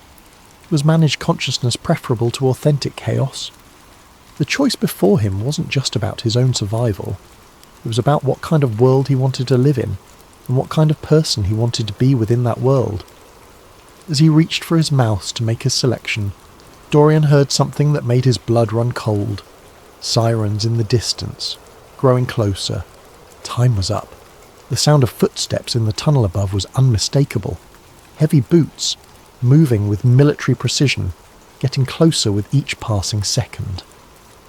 Dorian's hands flew across his keyboard as he initiated emergency protocols, wiping drives, destroying evidence, preparing for what he now realized was inevitable. The sirens had been a psychological prompt designed to create urgency and force a hasty decision. The real trap was much more elegant than simple law enforcement intervention. As Dorian frantically tried to secure his data, he discovered that his internet connection had been severed, not blocked, completely terminated at the infrastructure level. His backup satellite connections were jammed. His cellular network showed full signal strength but couldn't establish data connections. Even his emergency radio beacon was transmitting into empty air, its signals absorbed by sophisticated countermeasures he couldn't detect, but could feel pressing in around him like invisible walls. The isolation was complete and professional. Whoever was coming for him had surrounded him not just physically, but digitally, cutting off every possible avenue of communication or escape. But Dorian had one final card to play. Before establishing his underground command center, he had prepared a dead man's switch, an automated system that would release his entire archive if he failed to check in within a specific time window. The system was housed on a server cluster in Eastern Europe, completely disconnected from his current location and impossible to trace back to him through conventional means. At least that's what he had believed. As he tried to access the dead man's switch, Dorian discovered that it too had been compromised. The activation codes had been changed, the server locations had been altered, and his backup authentication systems had been systematically disabled. Somehow they had anticipated and countered even his most paranoid contingency plans. The footsteps stopped directly above his hiding place. In the silence that followed, Dorian finally understood the true nature of the trap. He hadn't just been recruited, he had been studied, analysed, and predicted with mechanical precision. Every move he had made, every precaution he had taken, every paranoid contingency he had prepared had been anticipated and accounted for. His investigation hadn't been a threat to their operations, it had been a demonstration of their capabilities. A voice echoed down from the tunnel above, calm and professional. "Mr. Cade, we need to talk." Dorian looked around his underground command centre. The sophisticated equipment, the military-grade security measures, the careful preparations that had taken weeks to implement. All of it was useless now. He had been allowed to build this fortress so that they could demonstrate how easily it could be bypassed. The voice continued, "Your research has been impressive. Your skills are exactly what we've been looking for. But the recruitment process needs to be completed according to protocol." Protocol. Everything with them was protocol, systematic and methodical. Even rebellion had to follow their rules, serve their purposes, advance their agenda. As the first figures began descending into his underground sanctuary, Dorian made one final desperate attempt to access his archive. If he could just upload something, anything, to prove that the three Masons were real and active, maybe someone else would continue the investigation. But his screens had already gone dark. His equipment was shutting down in sequence, responding to override commands that bypassed every security system he had installed. They weren't just capturing him, they were demonstrating complete dominance over his digital domain. The lead figure removed their helmet, revealing a middle-aged woman with kind eyes and a patient smile. She looked more like a librarian than a Black Ops operative, but her presence commanded the attention of everyone in the room. "Hello, Dorian," she said warmly. "My name is Dr. Ellen Drew, and I represent the contemporary stewards of the great work. You've impressed us greatly with your research, but I'm afraid you've also created a security situation that needs to be resolved." Dorian found his voice. "You mean eliminated?" Dr. Drew shook her head. "Integration, actually. Your psychological profile suggests you'd be much more valuable as a willing participant than as a cautionary tale. The choice is still yours, but I should mention that the termination option from earlier was never really on the table. We've invested too much in your development to waste that potential." As she spoke, Dorian realised that even his moment of apparent choice had been an illusion. The integration process had already begun the moment he first accessed their files. Every revelation, every discovery, every moment of apparent rebellion had been carefully orchestrated to bring him to this point. He wasn't being recruited, he was being harvested. Dr. Drew gestured to the equipment surrounding them. "All of this will be preserved, of course. Your research will continue, but with proper resources and institutional support. The three Masons' work is too important to be left to individual initiative, no matter how talented." Dorian stared at the woman who held his future in her hands. "And if I refuse?" "Then you'll be experiencing a very realistic simulation of refusal, while your consciousness is gradually adjusted to accept integration. We've found that the illusion of choice makes the process more comfortable for everyone involved. The trap was perfect because it had no exit. Resistance would be futile because resistance was part of the design. Even this conversation, even his growing horror at the situation, was probably being factored into some psychological algorithm designed to optimize his eventual compliance." As the implication sank in, Dorian felt something break inside him. Not his spirit, but his attachment to the idea that any of this had ever been real. His investigation, his discoveries, his moment of revelation, All of it had been a carefully crafted performance designed to transform him into whatever they needed him to become. The three Masons weren't just controlling society, they were controlling him. And the most terrifying part was that he was beginning to understand why. 6 months after Dorian Cade disappeared from his apartment in the middle of the night, fragments of his research began surfacing on obscure internet forums. Anonymous uploads appeared on file-sharing networks, containing encrypted archives that told a story of conspiracy and control spanning 3 centuries. The uploads were sporadic and seemingly random. A few documents here, some analysis there, portions of what appeared to be a larger investigation into something called the Three Masons. The files generated intense discussion in certain corners of the internet. Conspiracy theorists, digital privacy advocates, and researchers into esoteric history all found elements that resonated with their particular interests. But the fragments raised more questions than they answered. The documentation was sophisticated enough to suggest serious research, but incomplete enough to prevent any definitive conclusions. The historical elements were intriguingly plausible, but unverifiable through conventional sources. The contemporary analysis contained insights into media manipulation and social control that seemed prescient, but could easily be dismissed as paranoid speculation. Some investigators tried to trace the uploads back to their source, but the digital trails led nowhere. The files appeared and disappeared from servers around the world, uploaded by anonymous accounts that vanished as quickly as they had been created. Whoever was releasing this information had sophisticated technical capabilities and an intimate understanding of how to remain invisible in the digital landscape.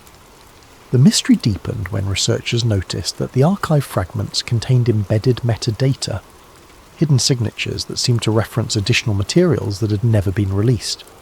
The signatures suggested that what they were seeing was only a small portion of a much larger collection of evidence. But where was the rest of the archive? And who was controlling its release? Theories proliferated across discussion forums and social media platforms. Some believed that Dorian Cade had been silenced by the very forces he was investigating, and that the leaked materials were being released by automated systems he had established as insurance.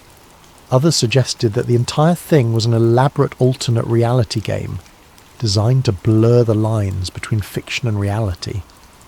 A few researchers claimed to have identified patterns in the release schedule that aligned with significant political events or cultural developments.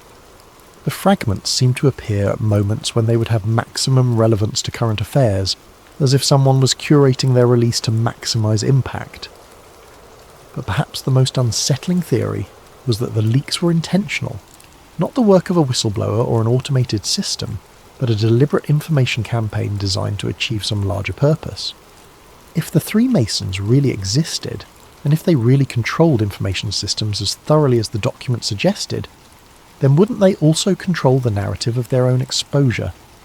Late-night researchers who delved too deeply into the Cade archive reported strange experiences, computer glitches that seemed too targeted to be random, internet searches that returned results that disappeared when accessed again, social media algorithms that seemed to actively suppress discussion of certain topics. Some claimed to have received anonymous messages warning them away from the investigation. Others reported that their research was being monitored by unknown parties. A few simply stopped posting one day, their accounts going silent without explanation. The pattern was subtle but consistent. Those who got closest to understanding the true scope of Dorian's discoveries seemed to encounter obstacles that discouraged further research. Nothing dramatic, nothing that couldn't be explained by coincidence or technical malfunction. But the cumulative effect was to ensure that the investigation never reached critical mass. And so the mystery of Dorian Cade and the Three Masons remained unsolved, existing in the liminal space between truth and fiction, between revelation and misdirection. The fragments continued to circulate, generating discussion and debate, but never quite coalescing into anything that could definitively prove or disprove the central claims. The most dedicated researchers began to notice something peculiar about their own investigations. The deeper they dug, the more they found themselves questioning not just the truth of Dorian's discoveries, but the nature of truth itself. If information could be so thoroughly controlled and manipulated, how could anyone be certain that their own thoughts and conclusions were authentic? One researcher, posting under the username Digital Veil, claimed to have reconstructed portions of Dorian's methodology and arrived at similar conclusions about media manipulation and social control, but when other investigators tried to verify the research, they found that the evidence cited by Digital Veil led to websites that no longer existed, documents that had been removed from archives, and source materials that seemed to vanish whenever anyone tried to access them independently. Was Digital Veil continuing Dorian's work, or was Digital Veil part of the very system Dorian had claimed to expose? The question became even more complex when Digital Veil began posting increasingly sophisticated analysis that seemed to predict social and political developments with uncanny accuracy. The posts described how specific news events would unfold, how public opinion would shift in response to carefully crafted messaging campaigns, and how seemingly unrelated cultural phenomena were actually coordinated elements of larger influence operations. And the predictions kept coming true. But rather than proving the existence of the Three Masons conspiracy, Digital Veil's accurate predictions only deepened the mystery. Were they based on genuine insider knowledge of how the system operated, or were they simply the result of careful observation of existing patterns? Was Digital Veil exposing the conspiracy or participating in it? The final post from Digital Veil came exactly 1 year after Dorian Cade's disappearance. It consisted of a single image, the three interlocked triangles that had started Dorian's investigation, accompanied by a brief message. The research continues. The watchers become the watched. The hunters become the hunted. Truth is not a destination but a journey, and some journeys are designed to change the traveller more than the destination. Dorian understood this in the end. He chose integration not because he was forced to, but because he realised that the only way to truly oppose the system was to understand it from within. The Three Masons were never the enemy. They were teachers, waiting for students ready to learn the hardest lesson of all. Power is not something you take. Power is something you become. The archive is complete, the circle is closed, the great work continues. DK. The message sparked intense debate across conspiracy forums and research communities. Was this really from Dorian Cade, suggesting that he had willingly joined the organisation he had been investigating? Was it a fake message designed to discredit his research? Or was it something more subtle, a coded communication from someone operating deep within the system Dorian had tried to expose? No one could agree on the interpretation, and perhaps that was the point. The message was designed to be ambiguous, to raise questions rather than answer them, to ensure that the investigation would continue but never reach a definitive conclusion. In the months that followed, the Dorian Cade archive gradually faded from active discussion. New conspiracy theories emerged to capture the attention of digital investigators. New mysteries arose to challenge those who sought hidden truths. The Three Masons, if they existed, returned to the shadows where they had always operated most effectively. But for those who had followed the investigation closely, something had changed. They found themselves looking at the world differently, noticing patterns they had never seen before, questioning assumptions they had never thought to examine. They began to see the invisible architecture of influence that shaped their daily lives, even if they couldn't prove its existence to others. Some researchers reported that they had begun to incorporate elements of the doctrine of quiet influence into their own work, not to manipulate others, but to better understand how they themselves were being manipulated. They studied the psychological techniques described in Dorian's files, the linguistic frameworks, the symbolic systems, the methodologies for shaping human consciousness. A few claim to have achieved a kind of immunity to mass manipulation through this understanding. They described a state of hyper-awareness where they could observe the influence systems operating around them without being affected by them. They called it seeing through the veil. But others wondered if this supposed immunity was itself an illusion, if the system was sophisticated enough to make people believe they had escaped its influence, while actually drawing them deeper into its web. After all, what better way to control someone than to convince them they couldn't be controlled? The question that haunted all serious researchers into the Dorian Cade mystery was whether the investigation had revealed the truth about hidden systems of control, or whether it had been a demonstration of those systems in action. Had they uncovered a conspiracy, or had they been recruited into one? Perhaps the most unsettling possibility was that there was no meaningful difference between the two options. The final entry in what researchers believed to be Dorian's original archive was a single text file, uploaded anonymously to a dozen different platforms simultaneously. It contained no metadata, no digital signatures, no clues about its origin. The message was brief but haunting. If you are reading this, you have already been chosen. The investigation never ends. It only changes investigators. Welcome to the great work. Your orientation will begin shortly. Below the message was a simple instruction. Look around you. Really look. The signs are everywhere, once you know how to see them. And indeed, those who followed the instruction began to notice things. Symbols in corporate logos that matched patterns from the historical documents. Linguistic structures in news broadcasts that aligned with psychological manipulation frameworks. Social media algorithms that seemed to nudge users towards specific conclusions without their awareness. The three Masons weren't hiding in the shadows. They were hiding in plain sight, their influence so thoroughly woven into the fabric of modern society that it had become invisible through ubiquity.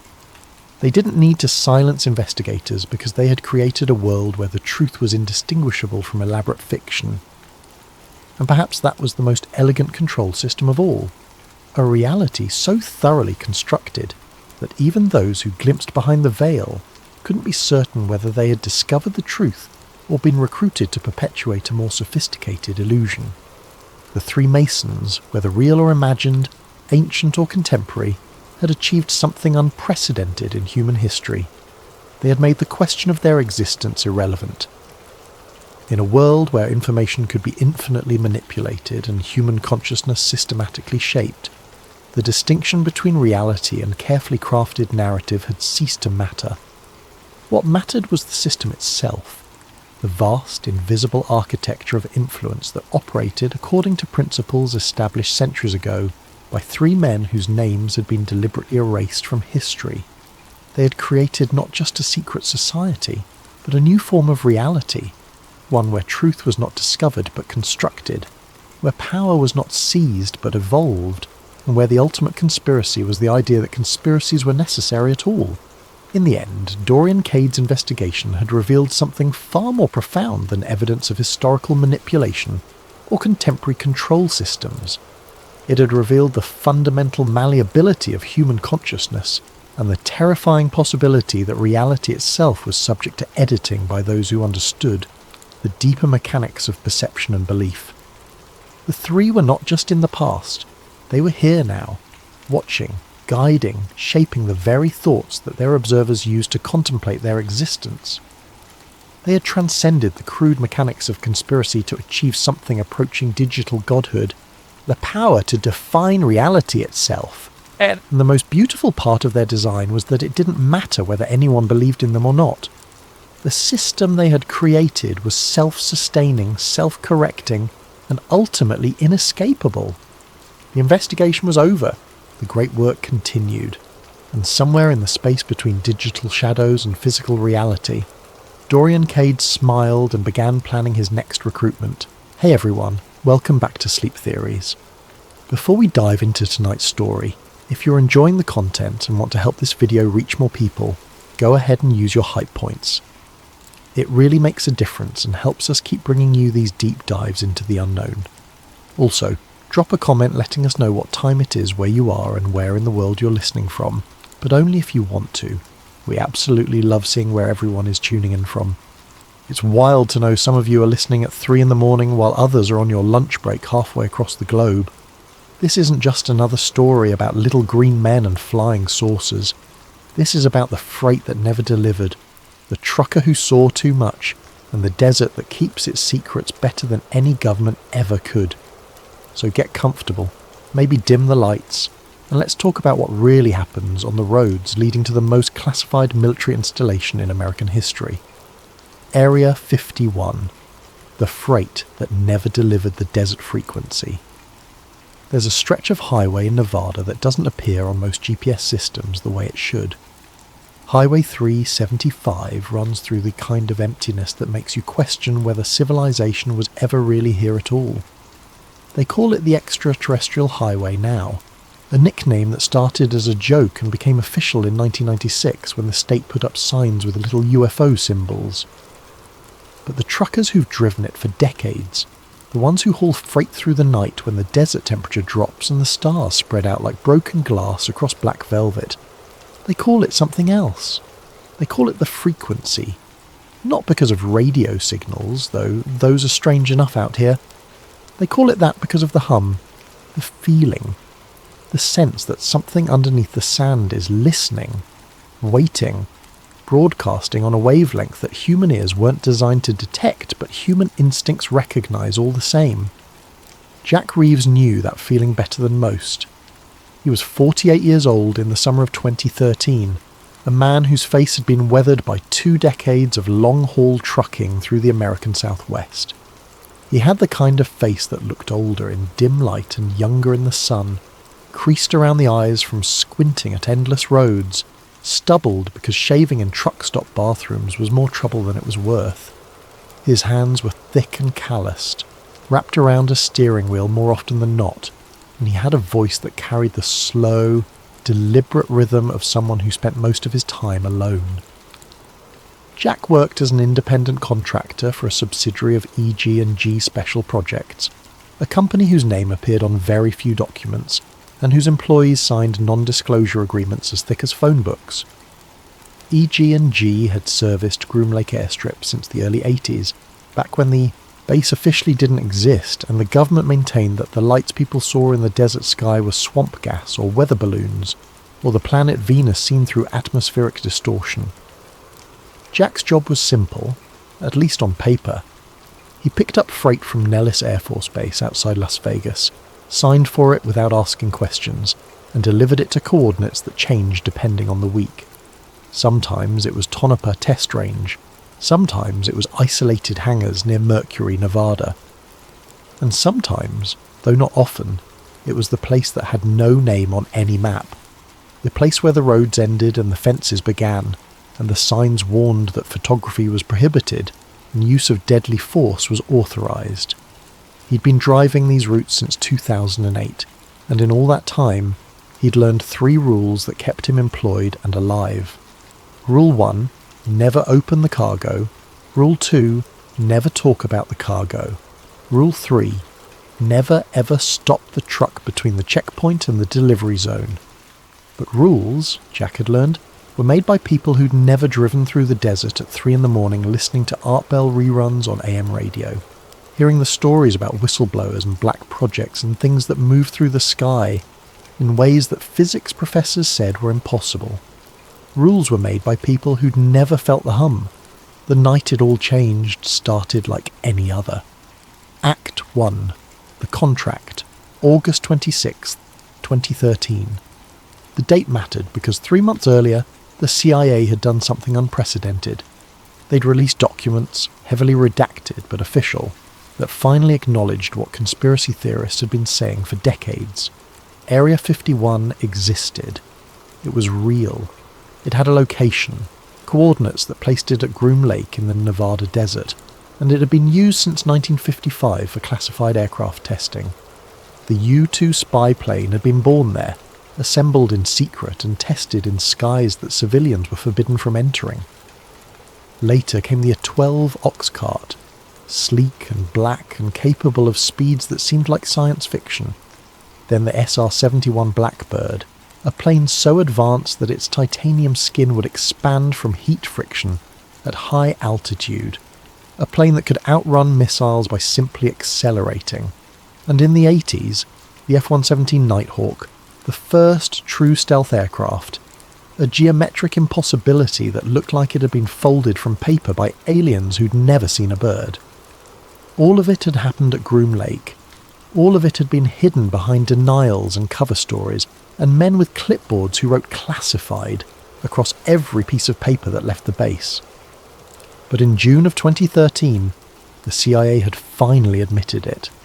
They released a report acknowledging the U2 program, mentioning Area 51 by name, even including a map with the base's location marked in a small black square.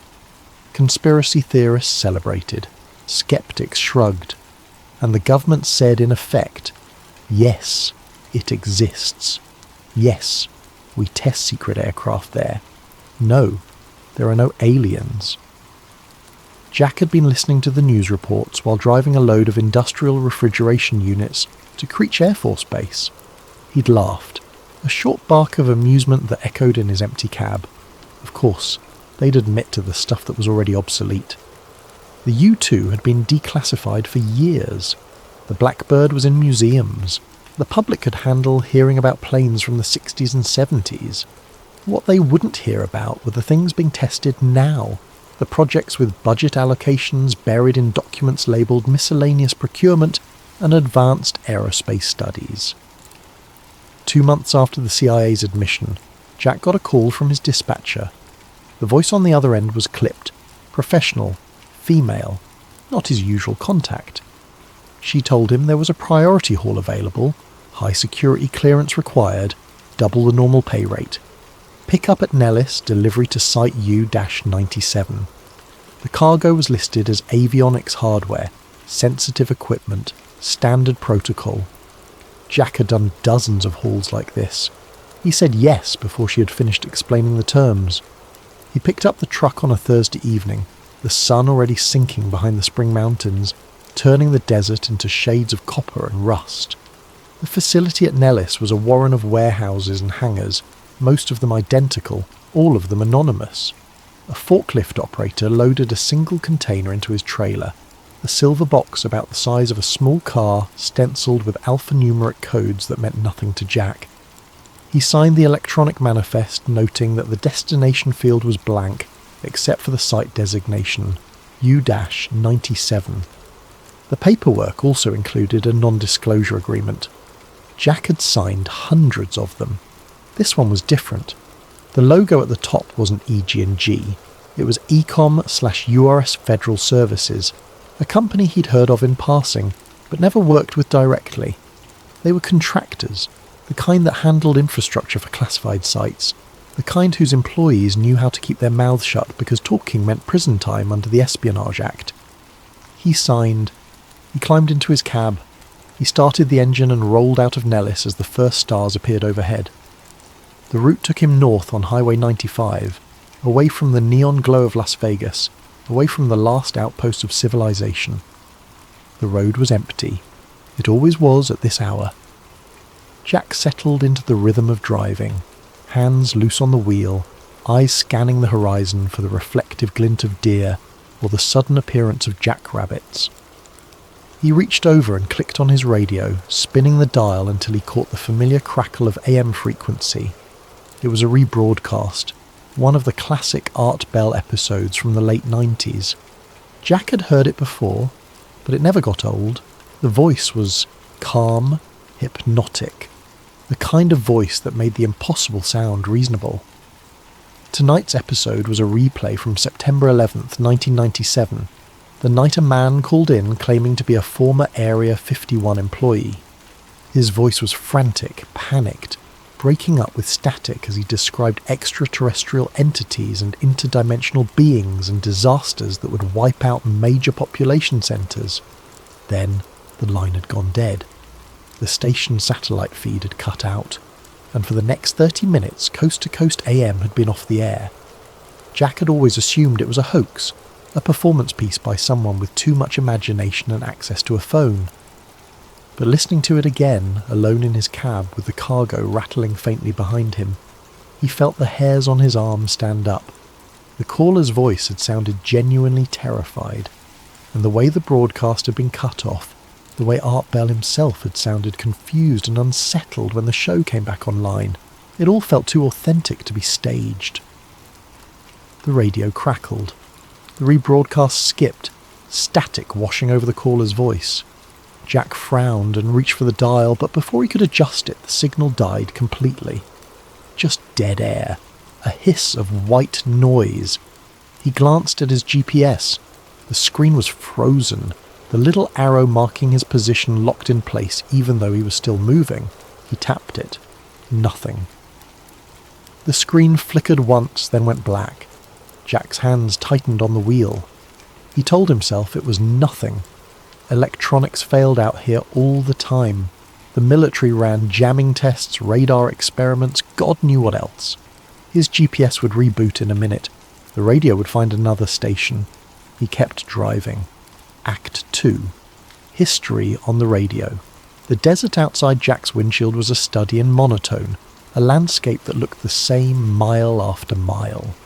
Scrub brush and sand and distant mountains that never seemed to get closer. Above him, the Milky Way was a river of light, so bright that he could see his own shadow on the dashboard. No moon tonight, just stars and silence. And then the radio came back. Not the rebroadcast, not Art Bell. This was something else, a voice that sounded like it was being played from an old reel-to-reel tape, the kind of audio quality you'd hear in a documentary from the 50s. Formal, clipped. The accent was mid-Atlantic, the kind of voice that belonged to newscasters and military spokesmen from an era when people still trusted the government. In 1955, the voice said, the Central Intelligence Agency approved the construction of a covert testing facility in the Nevada desert. The location was chosen for its remoteness, its proximity to existing military infrastructure, and its position beneath restricted airspace. The site, known internally as Groom Lake, would become the birthplace of America's most advanced reconnaissance aircraft. Jack blinked. He hadn't changed the station. He hadn't touched the dial. But somehow his radio had tuned itself to what sounded like a history lecture. The voice continued. The U-2 spy plane, designed by Lockheed's Skunk Works division, under the direction of Clarence Johnson, was first tested at Groom Lake in August of 1955. The aircraft was capable of flying at altitudes exceeding 70,000 feet, far above the range of Soviet radar and interceptor aircraft. Pilots reported that at such heights, the sky above them was not blue but black, and the curvature of the Earth was visible on the horizon. Jack found himself listening despite the strangeness of it. He'd always been interested in aviation history, the engineering marvels that had emerged from the Cold War's desperate race for technological supremacy.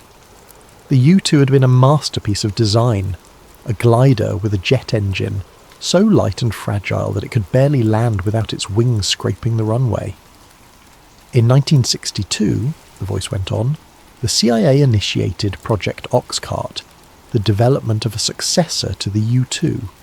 The resulting aircraft, designated a 12, was capable of speeds exceeding Mach 3 and altitudes of 90,000 feet.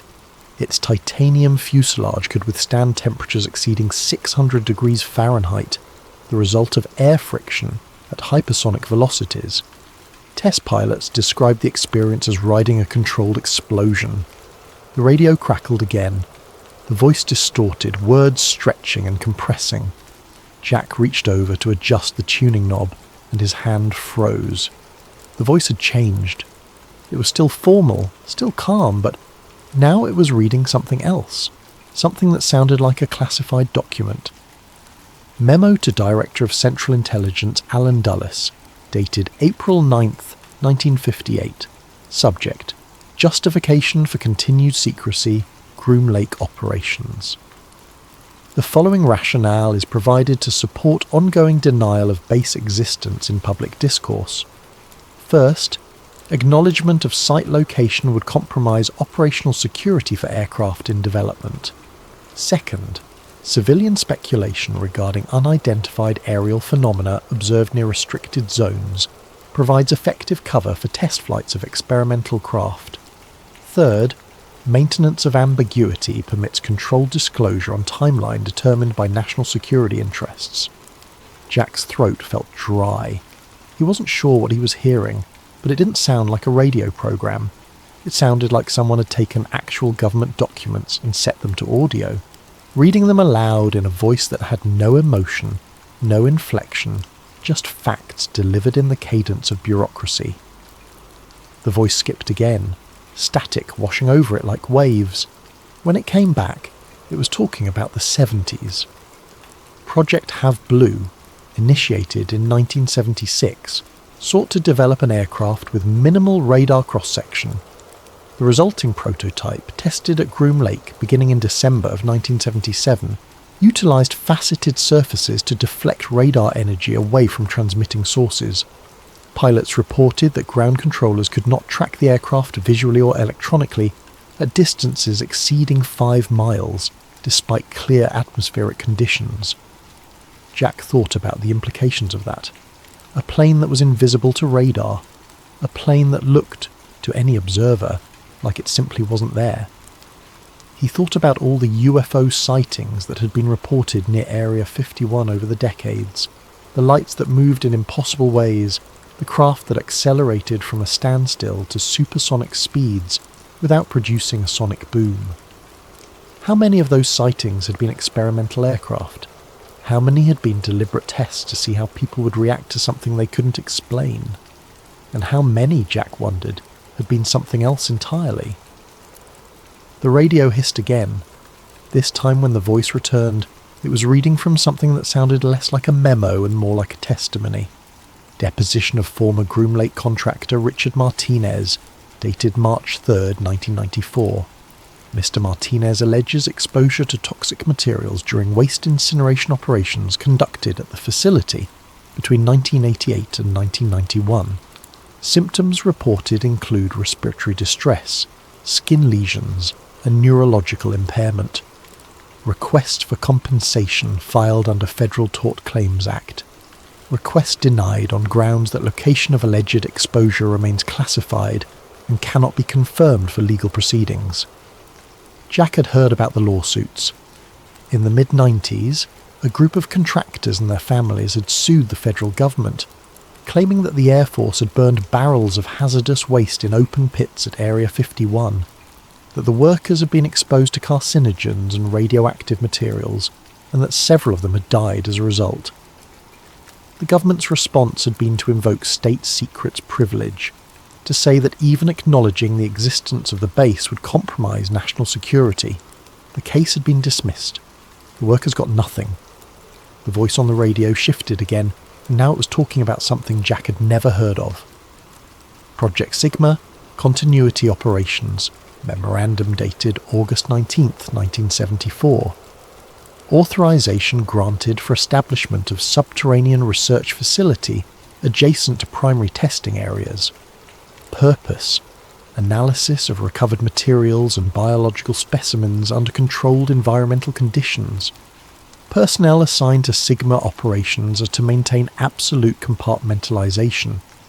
Disclosure of project details to unauthorized individuals, including other facility personnel, will result in immediate termination of employment and prosecution under relevant statutes. Jack's hands were slick on the steering wheel. Recovered materials, biological specimens. The voice was talking about things that sounded like they'd been pulled directly from a conspiracy theorist's fever dream. But the tone was so matter-of-fact, so clinical, that it was impossible to dismiss as fiction. He glanced at the GPS again. Still dead. He tried his cell phone. No signal. Not even the little indicator that showed he was searching for a tower. Just blank, as if the phone had forgotten what a cellular network was. The radio continued. The voice read memo after memo, document after document, each one describing projects and operations that sounded progressively more bizarre. References to trans-medium propulsion systems, mentions of non-terrestrial artifacts, a passage about biological entities exhibiting characteristics inconsistent with known evolutionary taxonomy. Jack reached over and turned the radio off. The voice kept talking. He stared at the dashboard. The radio's power light was off. The display was dark. But the voice continued, emanating from the speakers like it was coming from somewhere deeper than the wiring, like the sound itself had been embedded in the truck. Jack yanked the keys out of the ignition. The engine died. The headlights went dark. The truck coasted forward in silence, momentum carrying it down the highway. And still, faintly, he could hear the voice, now distorted beyond comprehension, words blending into a low hum that resonated in his chest. Then it stopped. The desert was silent. No wind, no insects. Just the sound of his own breathing and the faint tick of the cooling engine. Jack sat in the darkness for a long moment. Then he turned the key. The engine roared back to life. The headlights blazed, illuminating the empty road ahead. The radio stayed off. He drove in silence for the next hour, his mind racing, trying to rationalise what he'd just heard. Radio interference. A bizarre prank. Something to do with the cargo he was hauling. There had to be an explanation. He didn't believe any of them. Act 3. The checkpoint. Jack reached the perimeter checkpoint at 2:17 in the morning. He knew the time because he'd been watching the clock on his dashboard obsessively since the radio incident, grounding himself in the concrete reality of numbers and minutes passing. The checkpoint was a low structure of concrete and reinforced glass, floodlit by sodium vapour lamps that turned the surrounding desert into a stage set, all harsh light and deep shadow. 2 guards stepped out as Jack rolled to a stop. They wore fatigues with no insignia, no name tags, no unit patches. Their rifles were slung across their chests, not aimed but visible. One of them approached the driver's side window while the other circled the truck, a flashlight playing over the trailer's exterior. Jack rolled down the window. The guard held out a gloved hand without saying a word. Jack passed over his ID and the manifest. The guard scanned both with a handheld device, then looked up at Jack's face, comparing it to whatever photo was on file. After a moment, the guard handed the documents back. "Park at the red light," the guard said. His voice was flat, uninflected. "Leave the engine running. Do not exit the vehicle. We'll handle the offload." Jack nodded. He'd done this before, though never at this particular checkpoint. He put the truck in gear and rolled forward, following the painted yellow line on the pavement to a spot marked by a single red traffic signal mounted on a pole. The light wasn't connected to anything. It just stood there, glowing crimson against the darkness. He put the truck in neutral, engaged the parking brake and waited. Through his side mirror, he watched the guards move to the back of the trailer. They worked in silence, their movements efficient and practiced. A motorised pallet jack appeared, rolling out from somewhere beyond the floodlights. The trailer's rear door opened with a metallic clang that echoed across the empty desert. Jack reached for his dash cam. It was a cheap unit he'd installed himself, mounted on the windshield with a suction cup, recording everything through the front window in case of accidents or disputes about delivery times. The little red recording light was always on when the truck was running, except now it wasn't. Jack tapped the camera. The screen remained dark. He pressed the power button. Nothing. He traced the power cable down to where it plugged into the cigarette lighter. The connection was secure, but the camera was dead, as if someone had reached into the electronics and flipped a switch. A sound made him look up. Through the windshield he saw the guards rolling the silver container off his trailer. In the harsh floodlights, he could make out the stenciling on its side more clearly than he had at Nellis. The alphanumeric codes meant nothing to him, but below them, in smaller letters, was a phrase: USF Property. 1951 Recovery Unit. 1951. 4 years before Area 51 officially existed. 4 years after Roswell. Jack's pulse hammered in his ears. He watched the guards maneuver the container onto a flatbed truck that had appeared silently from the darkness. They secured it with straps, moving with the kind of practiced efficiency that spoke of repetition. How many times had they done this? How many containers had passed through this checkpoint bearing dates and labels that shouldn't exist? As the guards worked, Jack became aware of another sound. At first he thought it was the wind, but the air outside was perfectly still, the scrub brush motionless. The sound was deeper than wind, a low-frequency vibration that he felt more than heard, something that resonated in his bones and made his teeth ache. He'd heard this sound before. Every trucker who'd driven these routes had heard it at some point. The hum, the frequency. It was coming from somewhere beyond the checkpoint, out in the darkness where the floodlights couldn't reach. Jack strained his eyes, trying to see anything in that vast emptiness, but the contrast between the lights and the darkness was too extreme. He could have been staring at a wall 10 feet away or the horizon 20 miles distant. The hum grew louder, not by much, but enough that Jack could feel it in the steering wheel, a vibration that travelled up through his hands and into his chest. His vision began to swim slightly, the edges of objects blurring as if his eyes were having trouble focusing. One of the guards walked back to Jack's window. He made a sharp gesture. Leave. Now. Jack didn't need to be told twice. He released the parking brake, put the truck in gear and started to roll forward. But instead of following the road back the way he'd come, toward the checkpoint gate and the highway beyond, he found himself turning onto a different route, following yellow lights that stretched ahead into the darkness. "Wait," Jack said aloud to himself, to the empty cab. "This isn't right." But his hands kept turning the wheel. His foot stayed on the accelerator. The truck followed the lights deeper into the restricted zone, past barriers and warning signs that Jack's conscious mind screamed at him to obey. The hum was inside his skull now, a pressure that made thinking difficult. The yellow lights seemed to pulse in rhythm with it, guiding him forward like a runway. Jack tried to stop, tried to hit the brakes, but his body wasn't responding to his intentions. He was a passenger in his own flesh, watching helplessly as the truck carried him towards something his rational mind insisted could not exist. Then, as suddenly as it had started, the hum stopped. Jack's hands jerked on the wheel. The truck swerved, tyres crunching on gravel. He slammed the brakes, and the entire rig shuddered to a halt, trailer fishtailing slightly before settling. He sat there, breathing hard, his heart hammering so fast he thought he might be having a cardiac episode. Slowly, his hands trembling, he looked around. He was in the middle of the desert. No checkpoint, no guards, no yellow lights, just endless scrubland stretching away in all directions under a sky so packed with stars that it looked like someone had shattered a window into heaven. And directly ahead of him, perhaps 200 yards distant, was a structure. It wasn't a hangar. It wasn't a building.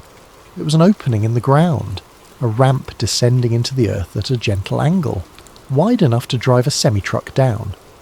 The edges were smooth, too smooth to be natural, and they seemed to catch the starlight in a way that made them shimmer like oil on water.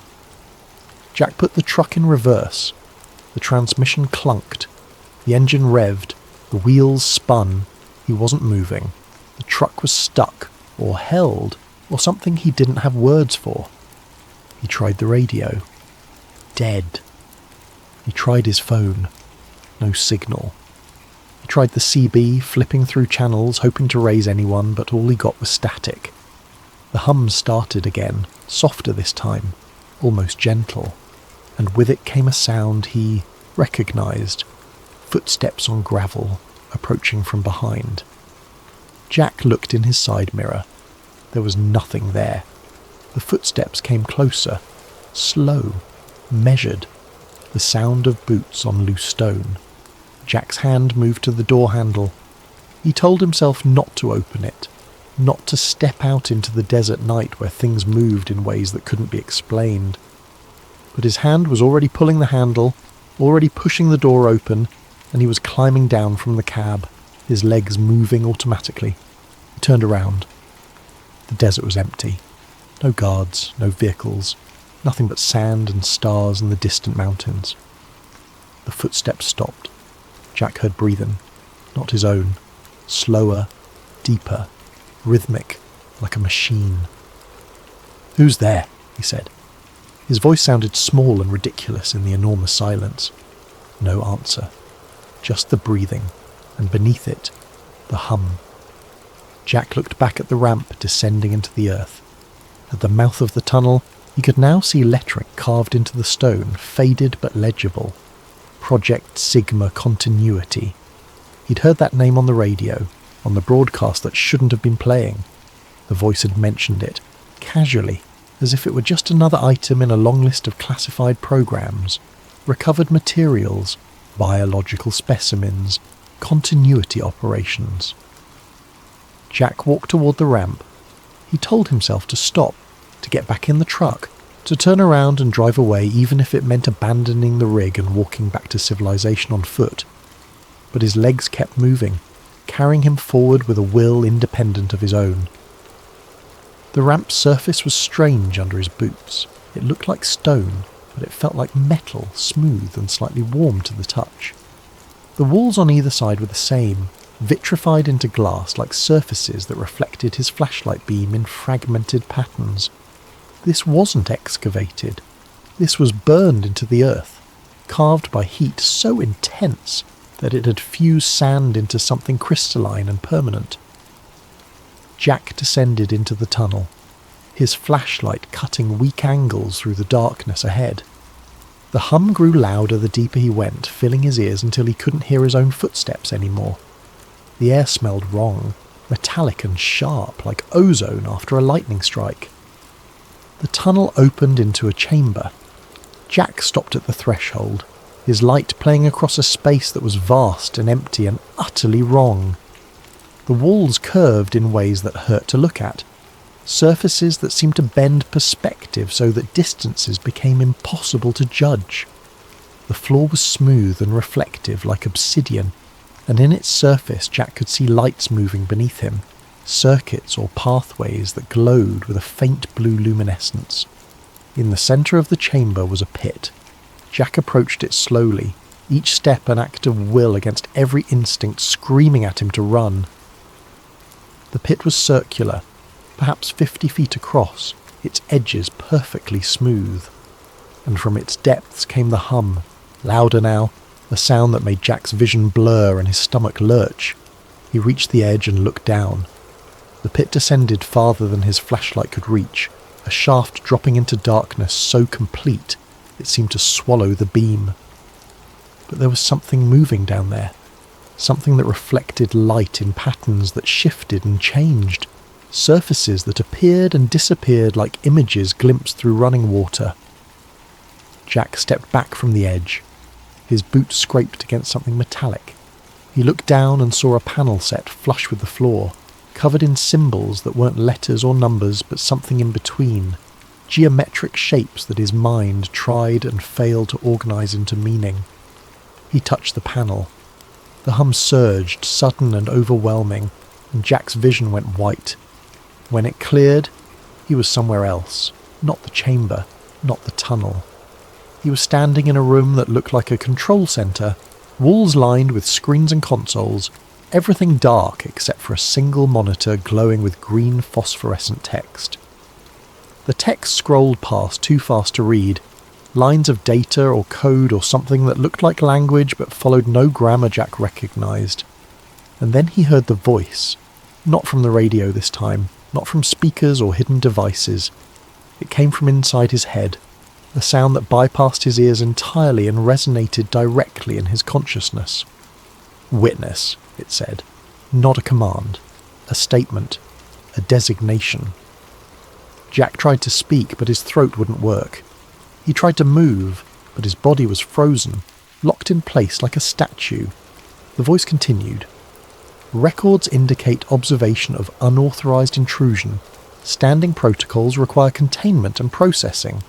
However, current directives prioritize non-intervention in civilian exposure events. You will be returned to perimeter. Memory suppression will be partial to allow for documentation and dissemination through unofficial channels.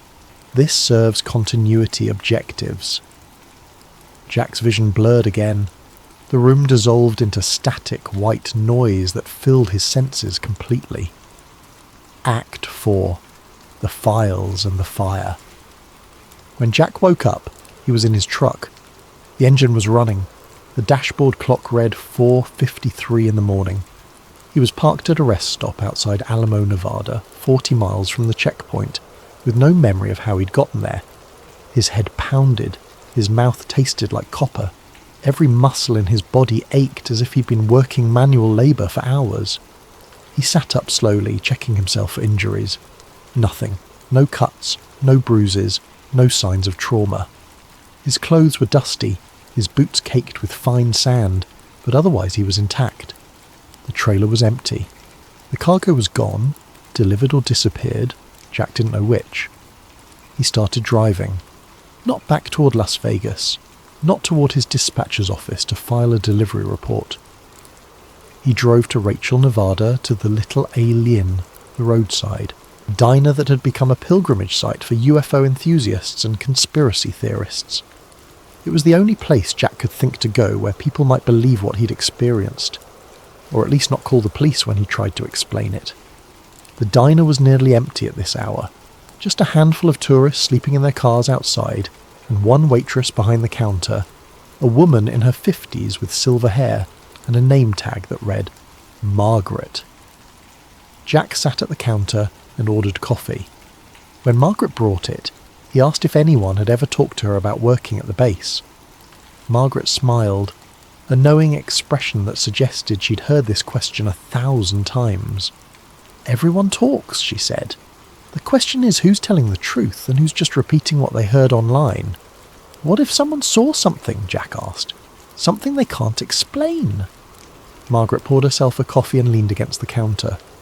"Then they'd better be ready for people to call them crazy, or a liar, or a government disinformation agent. That's how it works out here. You see something real, and suddenly you're the problem, not what you saw." She gestured to the walls around them. Jack looked up and realised the entire diner was covered in photographs and newspaper clippings. Images of the base from the 50s, aerial shots showing runways and hangars, articles about the workers' lawsuits in '94, the contractors who'd been exposed to toxic waste and denied compensation. Satellite photos from recent years showing new construction, massive hangars that hadn't existed a decade earlier. One photograph caught Jack's eye. It was a surveillance shot clearly taken from a distance, showing a line of white buses parked outside a terminal. The buses had no markings, no logos, just blank white exteriors that reflected the desert sun. "Janet flights," Margaret said, following his gaze. "That's what they call them. White buses and unmarked planes that ferry workers to the base every day. Nobody knows who those people are or what they do. They sign NDAs that would make your eyes water, and every single one of them has a story about something weird happening out there. Most of them never tell it." Jack sipped his coffee. It was terrible, burnt and bitter, but it was real. It grounded him. "You hear about the new construction?" Margaret asked. She pulled out her phone, swiping through images until she found what she was looking for. She turned the screen toward Jack. It was a satellite image, dated April 20th, 2023. The photo showed Groom Lake from above, the runways and hangars clearly visible. But there was something new in the frame, a cluster of structures that hadn't been there in previous images. The buildings were massive, hangar-sized, and their roofs were covered in what looked like heat dispersion panels. "Someone ran thermal analysis on these," Margaret said. "The readings don't make sense. These buildings are generating heat signatures consistent with industrial fusion reactions. That's not airplane testing. That's power generation on a scale that shouldn't exist with current technology." Jack stared at the image. He thought about the pit, the chamber beneath the desert, the hum that had resonated in his bones. "How many people know about this?" he asked. Margaret shrugged. "Couple thousand saw it online. A few scientists commented. Then the website went down and the images got scrubbed from most of the platforms. But the internet remembers everything. You just have to know where to look." Jack spent the next week compiling everything he could find. He bought a laptop at a big box store in Las Vegas, paying cash, using a VPN to browse forums and declassified document archives. He downloaded reports from the CIA's own website, documents released under Freedom of Information Act requests, heavily redacted but still revealing. There were memos about the U-2 program, justifications for maintaining secrecy even after the aircraft was retired. There were reports about Oxcart and Have Blue and a dozen other programs with innocuous names that masked their true purpose. And buried in the footnotes and appendices were references to things that had no explanations. Anomalous radar returns, objects tracked at velocities exceeding Mach 20, incidents where test pilots reported encounters with craft that matched no known profile. Jack started recording audio journals, talking through what he'd experienced, trying to make sense of it. He mixed his own recollections with passages from declassified documents, creating a narrative that grounded the impossible in bureaucratic language. Memo dated March 8th, 1968, he recorded. Subject: unidentified aerial phenomena observed during Oxcart test flight. Pilot reports object pacing aircraft at Mach 3.2, maintaining fixed distance of approximately 500 feet. Object described as spherical, reflective, approximately 30 feet in diameter. No propulsion signature detected.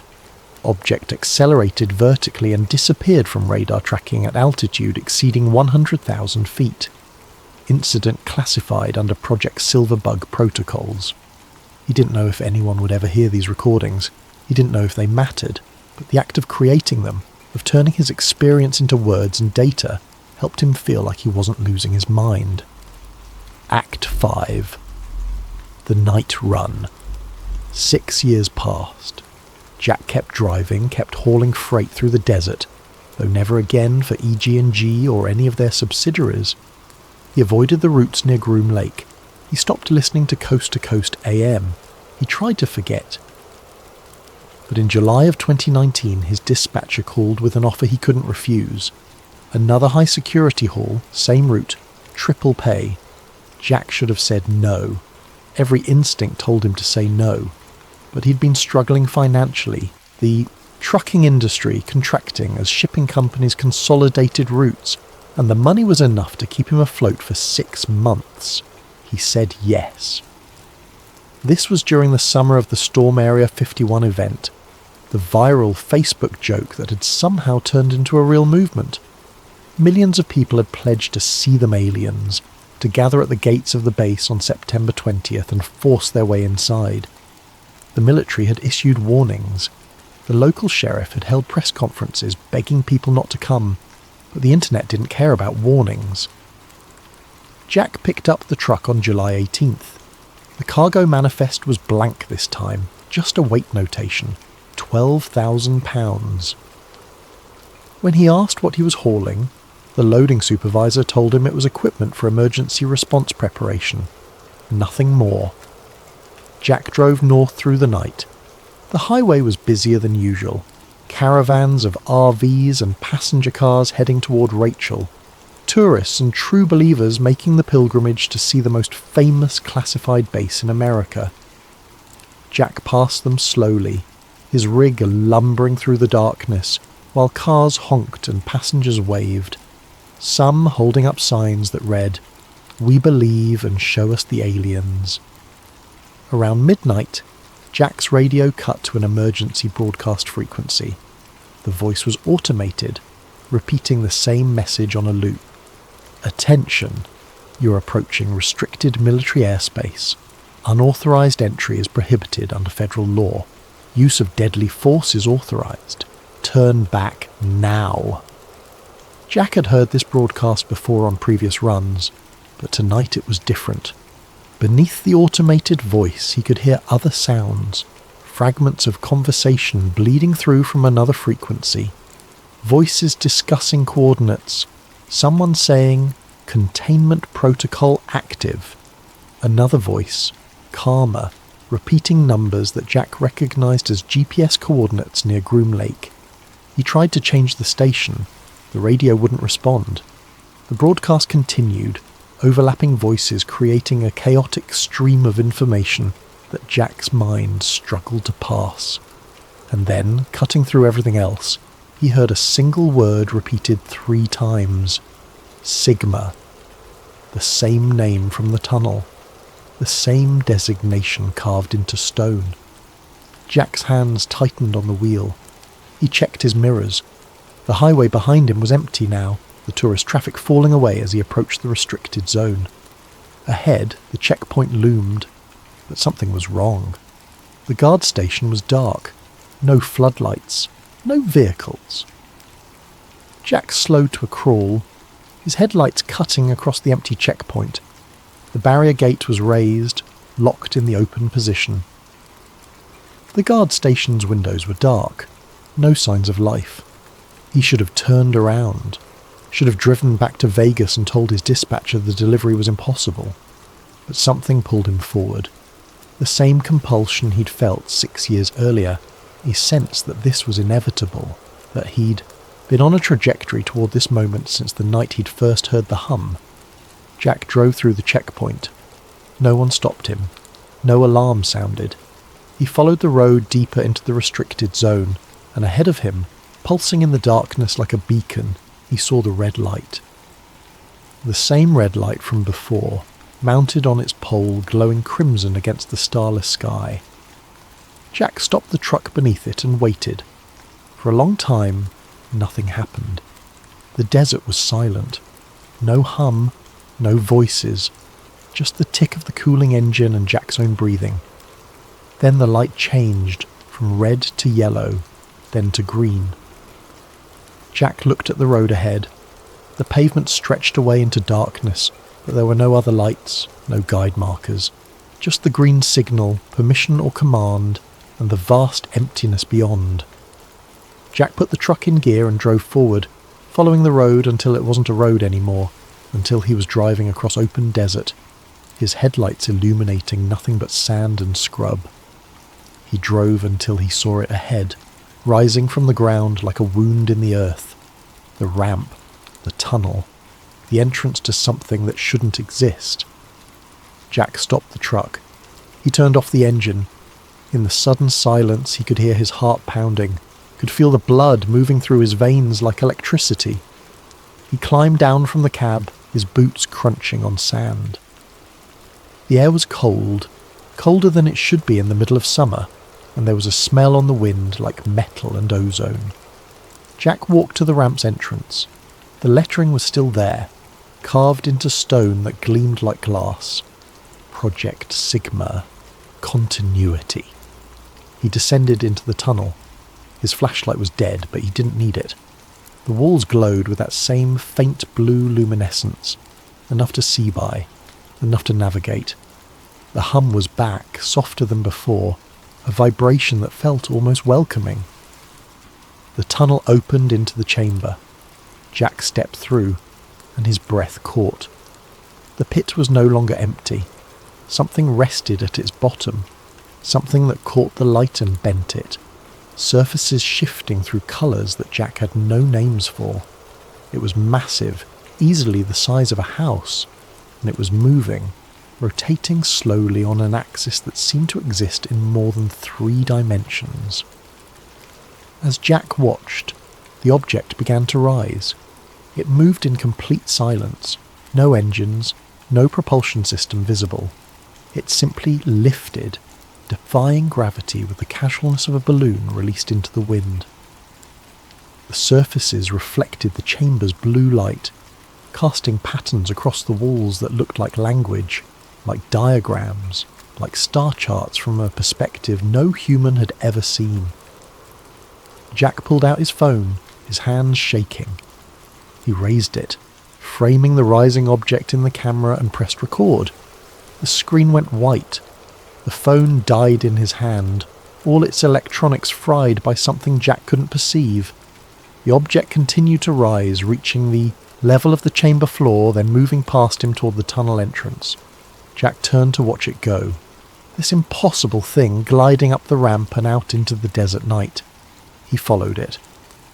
When Jack emerged from the tunnel, the object was hovering above the desert floor, perhaps 50 feet up, rotating slowly. It cast no shadow despite the starlight. It made no sound, and then it moved. Not gradually, not with acceleration. It simply changed position, from hovering above the desert to being a mile away in an instant, a transition that Jack's eyes couldn't track, because it happened between frames of perception.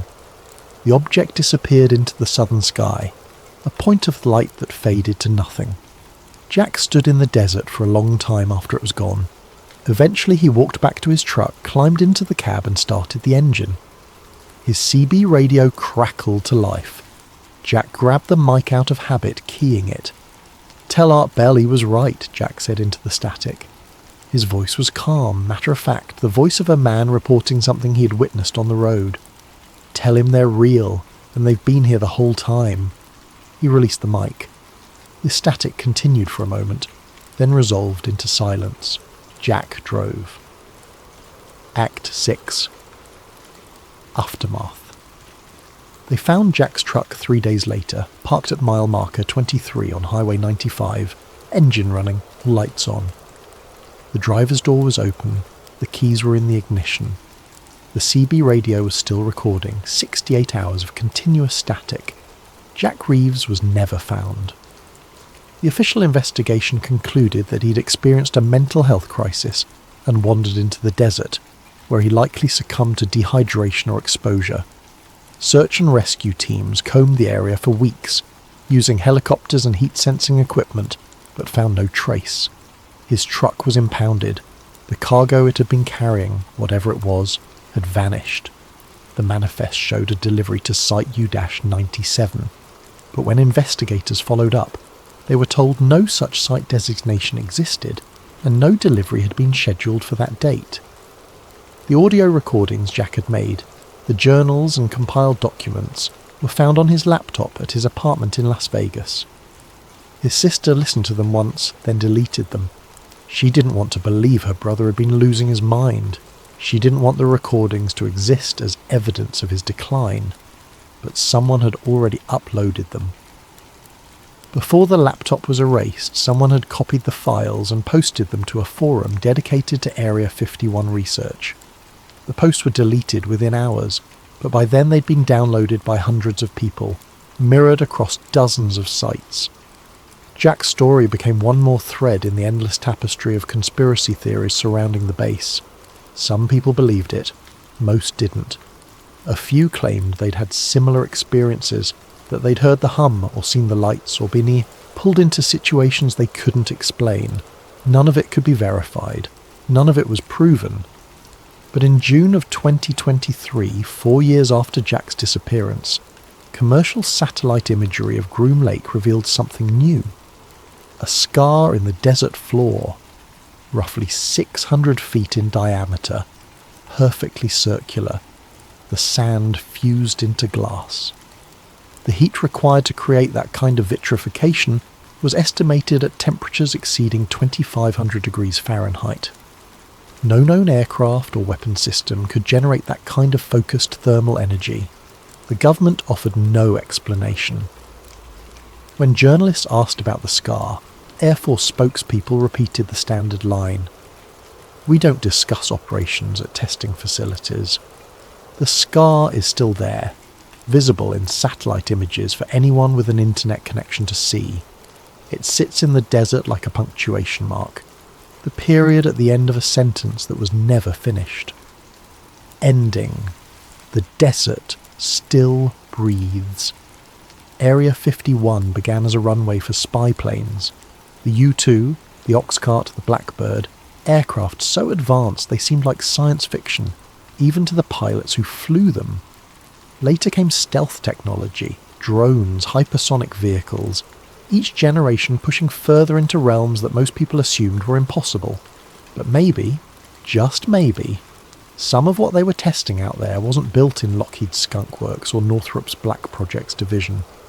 Maybe some of it was recovered, studied, reverse engineered from something that came from somewhere else. Or maybe it's simpler than that. Maybe Area 51 is exactly what the government says it is. A test facility for classified aircraft, nothing more. Maybe all the lights in the sky are ours. All the strange radar returns are experimental craft. All the stories are just that. Stories told by people who saw something they couldn't explain and filled in the gaps with their imaginations. But if that's true, then why the secrecy that persists decades after the Cold War ended? Why the lawsuits that get dismissed on national security grounds? Why the satellite photos showing construction that doesn't match any known industrial purpose? Why the scar in the desert fused into glass by heat that shouldn't exist? Jack Reeves drove freight through the Nevada desert for over a decade. He was a reliable contractor, a man who followed rules and kept his mouth shut. Until the night he didn't come home, until the night he left his truck running on an empty highway and walked into the darkness. They say the desert keeps its secrets, that the sand and the wind erase everything eventually, grinding down evidence and memory until nothing remains but stories. But the desert isn't empty. It's full of things we built and things we found and things we still don't understand. And somewhere out there, beneath runways and hangars and tunnels that don't appear on any map, something is still humming, still waiting, still watching the skies for signals we can't interpret and responding in ways we're not equipped to comprehend. Area 51 is real. The documents prove it. The satellites show it. The history confirms it. What happens inside is another question. And maybe, just maybe, the answer is something we're not ready to hear. Area 51 remains an active United States Air Force operating location. Public access is prohibited. No evidence of extraterrestrial technology has ever been officially released. The lights over Groom Lake continue to appear, the hum continues to resonate, and somewhere in the desert beneath the stars the frequency still broadcasts. For those who know how to listen,